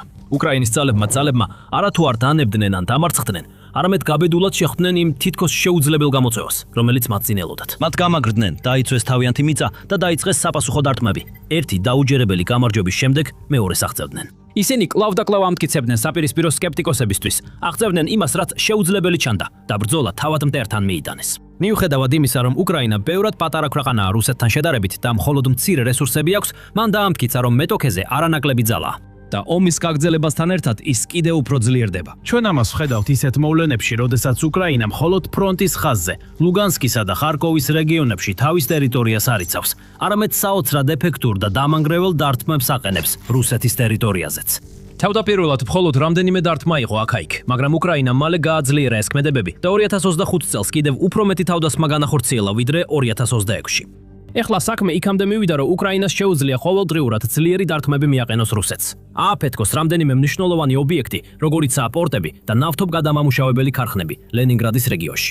და მნიშვნელობა არ აქვს, რამდენად კარგად არის დაცული, ან რამდენად შორსაა ეს ადგილები უკრაინისგან. კიევის ძალები ყოველთვის პოულობენ გზებს, რომ ცეცხლი წაუკიდონ მათ. რის შედეგადაც რუსეთს მუდმივად უწევს უფრო და უფრო მეტი თანხის დახარჯვა შეკეთებებზე და ეკონომიკა სულ უფრო სუსტდება. ის ფაქტი, რომ უკრაინელმა დამცველებმა შეძლეს 3 დამოუკიდებელი შეტევის ორგანიზება ასე მოკლე დროში და თითოეულში შთამბეჭდავ წარმატებას მიაღწიეს, ძალიან გამამხნევებელია. ეს გზავნილია კრემლისთვის, რომ კიევი არ ნებდება და მისი შეტევები მხოლოდ უფრო ინტენსიური, უფრო დამანგრეველი და უფრო დიდი პრობლემა გახდება, რაც უფრო დიდხანს გაგრძელდება ომი. მარფლა კიევის ნავთობგადამამუშავებელზე 30 მარტის დარტყმიდან სულ რამდენიმე დღეში უკრაინამ კვლავ დაარტყა რუსეთს, რამაც აფეთქებების სერია გამოიწვია სამარის სამხრეთ-დასავლეთ რეგიონში მდებარე ქალაქ დოლადიში. იქ ადგილობრივმა მცხოვრებლებმა სულ მცირე 5 აფეთქება დააფიქსირეს დილის 5 საათისთვის, ხოლო გავრცელებული ინფორმაციით, სქელი კვამლი და რამდენიმე ხანძარი გაჩნდა ერთ-ერთ დიდ ქიმიურ ქარხანაში. იმავე ღამეს გავრცელდა ცნობები დრონების მასიური ერიჟზე კიდევ ერთ მნიშვნელოვან ობიექტზე, ალჩევსკის მეტალურგიულ ქარხანაზე ოკუპირებულ ლუგანსკის რეგიონში, რომელიც ადრე სამოქალაქო მეტალურგიისთვის გამოიყენებოდა, მაგრამ რუსეთმა სამხედრო წარმოებისთვის გადააკეთა.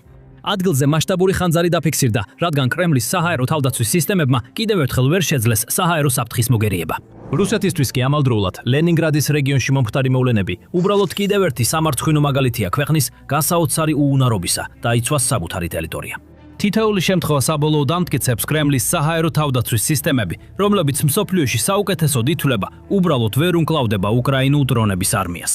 რუსეთის ძალები არა მხოლოდ ვერ ახერხებენ რაიმე წარმატების მიღწევას ხმელეთზე და ყოველთვიურად 10,000-ობით მსხვერპლს იღებენ თითქმის ნულოვანი ტერიტორიული უპირატესობის სანაცვლოდ, არამედ ქვეყანა ასევე განიცდის სულ უფრო მეტ თავდასხმას საკუთარ ტერიტორიაზე. და ეს თავდასხმები მნიშვნელოვანია, რადგან მაშინაც კი თუ ხანძარი საბოლოოდ ჩაქრება და დაზიანებული ინფრასტრუქტურა აღდგება, რუსეთი მაინც კარგავს უზარმაზარ რაოდენობას ნავთობს ყოველ ჯერზე, როცა მისი ტანკერები ან სათვავის საცავები ცეცხლში გაეხვევა. მათ მაინც უწევთ ოპერაციების შეჩერება ან შემცირება დღეების, კვირების ან თვეების განმავლობაში, რაც თავის მხრივ ამცირებს ნავთობისა და სხვა პროდუქტების მაქსიმალურ რაოდენობას, რომლის გადამუშავებას, შენახვას, გადავდიდვასა და გაყიდვასაც შეძლებენ. მაგალითად, 2025 წელს ფრიმორის პორტმა თითქმის 17 მილიონი ტონა ნავთობპროდუქტი ექსპორტზე გაიტანა. ამასობაში უცლუგამ თითქმის 33 მილიონი ტონა დაამუშავა. როდესაც უკრაინის დრონებმა დაარტყეს, ორივე ეს ობიექტი ცეცხლში გაეხვა და იძულებული გახდა შეეწყვეტა მუშაობა, რადგან სახანძრო და სამაშველო ჯგუფები სწრაფად მივიდნენ სიტუაციის დასამორჩილებლად. ამ პერიოდში არც ერთი ტანკერი არ შედიოდა და არ გამოდიოდა. ნავთობი არსად გადაადგილდებოდა. ამის ნაცვლად მისი უზარმაზარი რაოდენობა უბრალოდ ცეცხლში იწვოდა. და მიუხედავად იმისა, რომ ქარკოული წესრიგი საბოლოოდ არდგა, ეს არ ცვლის იმ ფაქტს, რომ პორტის ოპერაციები სერიოზულად დაირღვა და შეიძლება დიდი ხნის განმავლობაში ვერ დაუბრუნდეს მაქსიმალურ დონეს. ეს ნიშნავს, რომ ქვეყნის ბიუჯეტში ნაკლები ფული შევა, რომელიც უკვე ძალიან შემცირებულია ომის მზარდი ხარჯების გამო. როდესაც ნაკლები ფულია ხელთ, რუსეთს კიდევ უფრო გაუჭირდება გადაიხადოს თავისი ვალდებულებები, დაფაროს სამხედრო ხელფასების, შესყიდვების, წარმოების და სხვა უზარმაზარი ხარჯები. როდესაც საწვავიც ნაკლებია, რუსეთს კიდევ უფრო გაუჭირდება შეინარჩუნოს ნაზი ბალანსი, გაყიდოს ნავთობის ნაწილი საზღვარგარეთ, ხოლო საკმარისი რაოდენობა შეინახოს სამხედრო ტექნიკისა და ომის მანქანის სხვა ელემენტების უზრუნველსაყოფად. მოკლედ, სიტუაცია რუსეთისთვის სულ უფრო მძიმე ხდება, რაც ზუსტად ისაა, რაც უკრაინას სურდა. კიევის თავდასხმების მთავარი მიზანი რუსეთის ნავთობის ინფრასტრუქტურაზეა, რომ კრემლს აიძულოს ომი სრულიად არამდგრადი გახადოს. ვლადიმერ პუტინს აღარ დაუტოვოს სხვა არჩევანი გარდა იმისა, რომ ჯარები გაიყვანოს და საბოლოოდ ცეცხლის შეწყვეტას დათანხმდეს. და თუ უკრაინა ამას გააგრძელებს, შვიდობის პერსპექტივა ნელ-ნელა, მაგრამ აუცილებლად ნაკლებად მიუღწეველი ოცნება გახდება და უფრო რეალისტურ შესაძლებლობად გადაიქცევა. ეხლა შეგიძლიათ მეტი გაიგოთ, თუ როგორ უკრაინის მომაკვდინებელი დრონების არმია რუსეთს ნაწილ-ნაწილ ანადგურებს ამ ვიდეოში. ან თუ გსურთ სრულიად განსხვავებული რამ, ნახეთ ეს ვიდეო, რომ აღმოაჩინოთ უკრაინის ერთ-ერთი უახლესი და უდიდესი სამხედრო ინოვაცია, სამეცნიერო ფანტასტიკის სტილის ლაზერული იარაღი, რომელსაც შეუძლია კრემლის უპილოტო აპარატები პირდაპირ ციდან ჩამოაგდოს. და ბოლოს არ დაგავიწყდეთ, გამოიწეროთ The Military Show, რომ მიიღოთ მეტი სასწრაფო სამხედრო სიახლე, ღრმა ანალიზი და დეტალური განხილვები, ზუსტად ასეთივე.